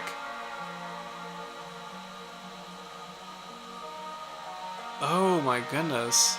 Can I make this larger? I can, thank goodness.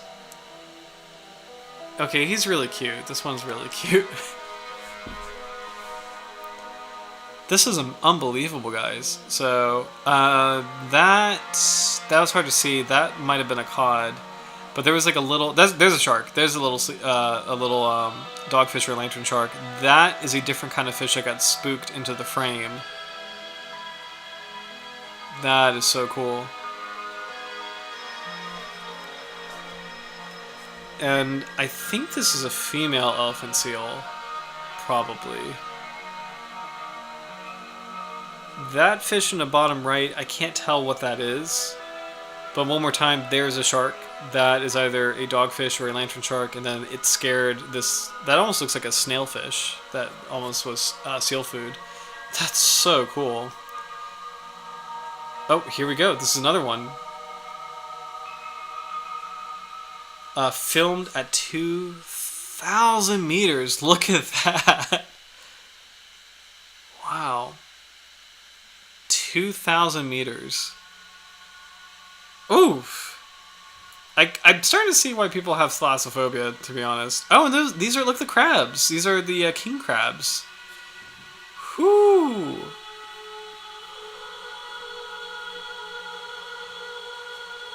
Whew. Incredible. The ocean is amazing. Like, that is incredible that it can do this. So, yeah. I saw it. So, Roy picked D biggest. I think we're gonna do D biggest for next week. So, yep, absolutely. Elephant seal jump scare. Yep, absolutely. So yeah, let me get that species. We'll do. Actually, yeah, we'll just do Wikipedia. Thank goodness.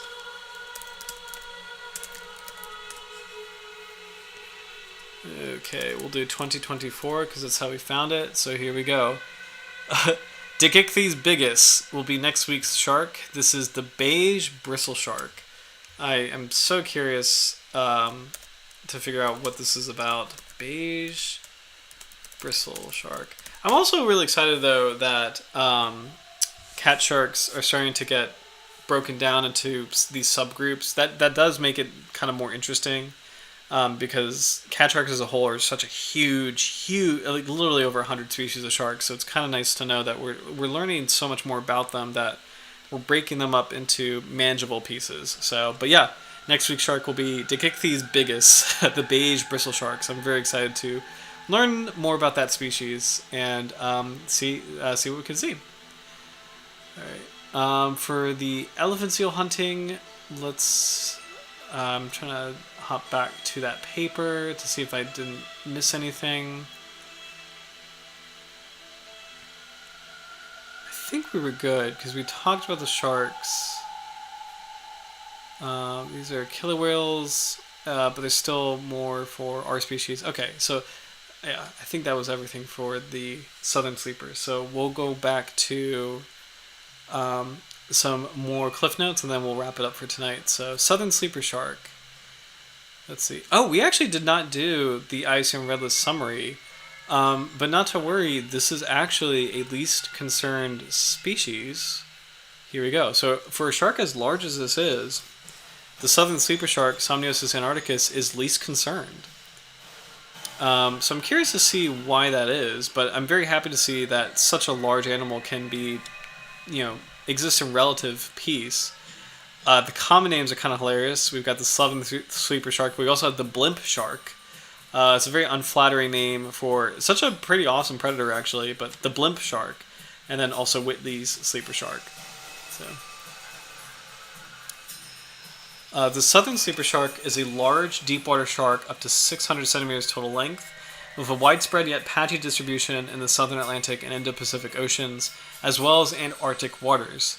It has been recorded on continental and oceanic ridges, upper slopes, and seamounts at depths of 245 to 1,540 meters. Population size and trends are unknown for the species across its range, but New Zealand is considered to have a relatively small population size and is probably naturally uncommon across its range. The southern sleeper shark is infrequently taken as incidental bycatch in benthic trawl, seine net, and longline fisheries across most of its range, including deepwater longline fisheries targeting Patagonian toothfish. So again, I mentioned this briefly. I didn't realize this until today. Patagonian toothfish are top predators in Antarctica. So they've been described as the sharks of the Antarctic, which is kind of interesting. So.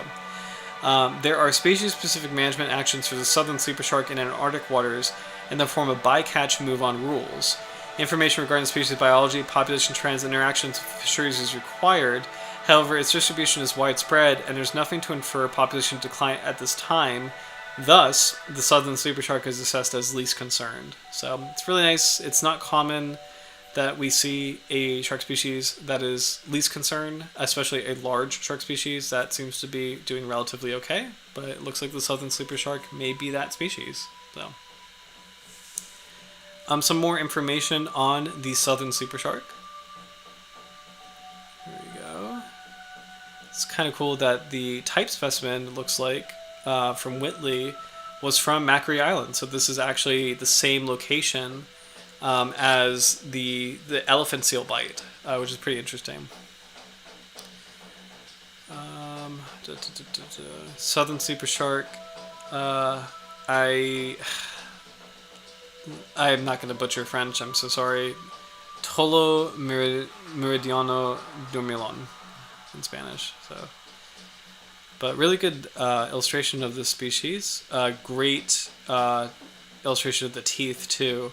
Really freaky. You have this like really deep root, very small crown, but then this kind of like strange like groove at the base, and then these like hooked teeth for gripping prey. These kind of work like a chainsaw, kind of locking together and slicing prey. So much like dogfish teeth, pike dogfish have teeth like that. So.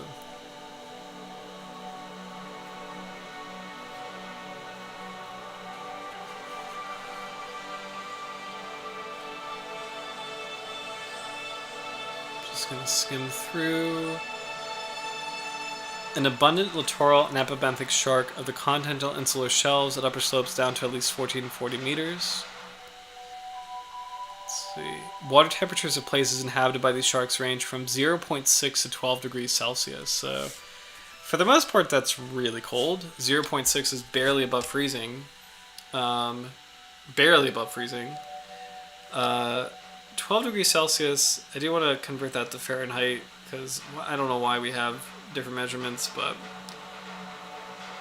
54 degrees Fahrenheit, so cold. Like, maximum temperature is really cold. So, let's see. Diet consists of fishes, pinnipeds, cetaceans, so whales, and especially cephalopods where they appear to target giant squid. Much like the other giant members of the genus, these sharks consume fast-swimming prey, but whether it's taken as carrion or as alive is unknown.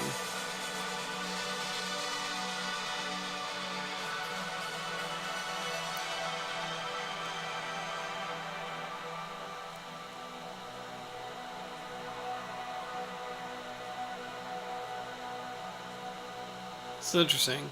Somniosus antarcticus was named by Whitley in 1939 based on a sketch and descriptive data from a Somniosus specimen found dead on a beach at Macquarie Island in the Antarctic. The specimen itself was not preserved, but teeth and skin samples were saved. However, it is unclear whether these samples still exist. The descriptive data and sketch definitely indicate the specimen represented a member of the subgenus Somniosus, closest to the Greenland shark, Somniosus microcephalus, but these are sufficiently generalized to prohibit the differentiation of Somniosus antarcticus and Somniosus microcephalus. As with certain other sharks, Whitley apparently named the southern sleeper shark primarily because of its southern hemisphere locality. However, comparison to large southern ocean Somniosus to the two northern hemisphere forms have revealed that this species is indeed valid and could be separated by morphometric characteristics and characteristics including tooth, vertebral, and spiral valve turn counts. A molecular study on the three large Somniosus species confirmed the separations of the Greenland shark and the Pacific sleeper, but the genetic structure within the southern sleeper and Pacific sleeper clade was more ambiguous and showed little to no variation. Furthermore, molecular examination using mitochondrial DNA and nuclear markers is required to determine species status of the southern sleeper shark and the Pacific sleeper. Very interesting. So, pretty interesting history with this species overall. I love that there's a lot of different art styles describing the same shark. New name, Minami Minami Odenzame in Japanese. Let's see. Great size comparison right here with a human. So it's a very large shark. Photograph of a deceased individual on the boat. So this one is very lighter coloration.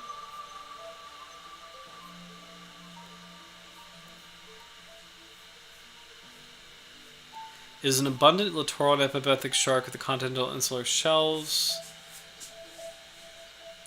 Same thing about water temperature, so not much new information on here. We already checked this.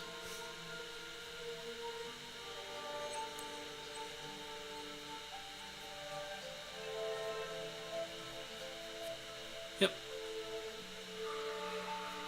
Okay. I think that might be it. I think that might be all the info on the southern sleeper shark that we have. So, this article caught my eye because of the title "Fishing Threatens Sharks of the Antarctic," but this is talking about the Patagonian toothfish. So this is what it is. Also known as an Antarctic toothfish. So it's a large predatory fish, but it's sometimes caught with this shark. So. I think we'll end with some really cool footage on the Pacific sleeper, and I think this clip might be a good one because it could be the same species as the Max Temp really cool, got it. Yeah. It could be the same species as the southern sleeper. I personally think that they're distinct species just based on the extreme differences in the range, but we'll see. So. You would have to talk like Elmer Fudd through the live stream. Oh my gosh, Howard, I just saw that comment. So, I know you mentioned how individuals from the same species can have varying color patterns, but this species seems to have a lot of variation. You may have mentioned it at the beginning. So yeah, I did mention it earlier, and I think this still tracks personally. And I agree, there is a lot of variation where there's a dark form and a light form. But I do think it tracks. There are some sand tiger sharks that have like the classic bronzy look, and then some sand tiger sharks that have like an actual like dark blotchy pattern, kind of like great whites. Great hammerheads have something similar. Sometimes they have a faded look. Sometimes they have a blotchy look. That wascoey sweeper shark. Oh my gosh, I don't know if I could do. I appreciate. I may try one day. I don't know if I could do an Elmer Fudd impression, but I want to see if I can show a good example of color differentiation in the same species of sharks. So let's check out the great hammerhead. Sphanomacron is a great example. So here we go. Okay, this is kind of what I'm talking about. So this individual right here, Google's being dumb. Right, so this individual right here on the top right see how he has like these blotches? But this one right here, it's the same species, but it's more of a smooth gradient. Let's see if we can find some other examples. That would be a little better. There we go. Okay. See, some great hammerheads have this kind of pattern where it's like this really like stark spotting. You know, it's like a white belly, but like these like dark blotches. And this is Phaenomachron. This is the great hammerhead. But then some of them have like more of the classic smooth coloration, like the smooth gradient from gray to white on the belly. So all these photographs, this one right here, this is more of a classic look of a great hammerhead. It's the same species, but you know that's one example. Let's check out the sand tiger shark. Oh, here you go. Actually, look at this. This is one of the sharks of the world, guys. This is showing slight different color variations, a darker and bronzier form for great hammerhead. But let's check out the sand tiger, because sometimes sand tigers can look really different from one another.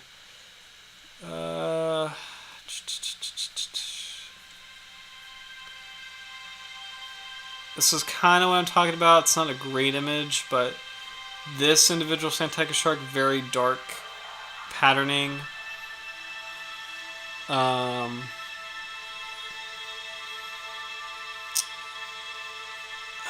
trying to find like a really good example, because some of them could look really different.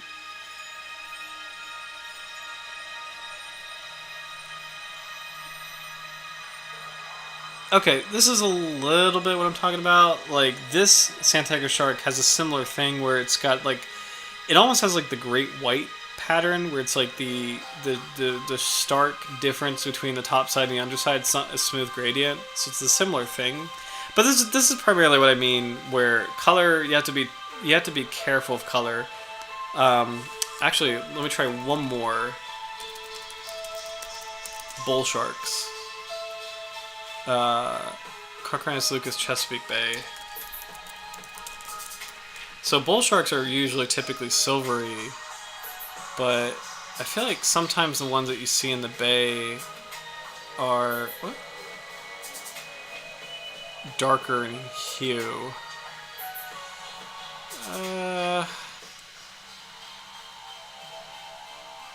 Yeah, it's hard to kind of tell. Yeah, I don't know if I'll be able to illustrate what I'm trying to illustrate, but I guess, like, for the most part, for the sharks that are large and they're not reef dwelling, typically color is just not enough, because they do range from bronze to silver to something darker.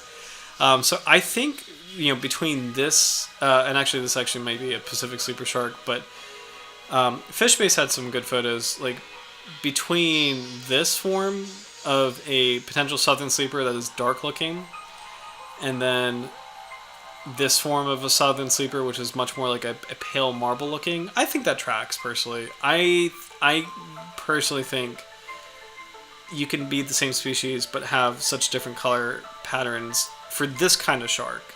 You know, I do think that genuinely tracks. So, but yeah. I'm going to play the Pacific Sleeper clip one more time with an outro and reading the comments. So, let's see. Howard, love the blotchy patternation. Yes, yeah, same here actually. It's really it's a really cool look. It's a very intense looking look because it makes one think of a great white. So I think it's pretty cool. Yeah, perfect stream idea in case of April Fools. That's really cool. So. Oh, Roy, awesome. I see that pattern a lot in aquariums. Very cool. And Howard, you're absolutely right. Once removed from water, the color changes rapidly. Yes. So in life, sharks, a lot of the shallow water sharks have the beautiful iridescent bronzy sheen, and then if they're stressed out, their color darkens. So this is why, like, if you ever accidentally fishing for a shark, or if you encounter a shark, putting it back in the water as quickly as possible, so not to stress it out. It will help preserve those beautiful colors. So yeah, and yes, absolutely, Howard. Environment probably affects patternation.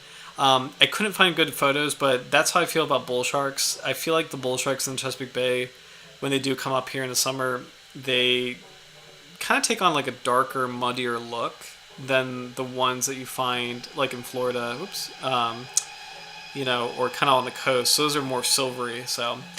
But yeah, Thank you guys so much for watching. It's already 11, so I think we'll wrap up for tonight. But this was a really cool one that I went in a lot of different directions that I really enjoyed. I love learning more about elephant seals and how that sleeper sharks can actually be active predators. That is really terrifying because of their size and the fact that they seem so unassuming and so lethargic that they can take a bite out of one of the largest marine mammals or seals, I guess, in the world. Or the largest seal in the world is really unnerving. So, but I love covering the species with you guys. It was really cool night, and I'm excited for next week. I think next week's going to be a lot of fun, a lot of surprises. We'll see what happens with the newly named species. So we'll figure it out. Speaking of newly named, thank you again, Howard, for sharing the new hammerhead species. It's really exciting. Sphena alani. And yeah, it's just, more and more sharks are coming, guys. So this is really cool. But hope you guys all have a great week. Thank you again so much for watching. Cheers, take care, and stay warm during this winter. And I'll see you next week for our new shark friend. So cheers, guys. Bye.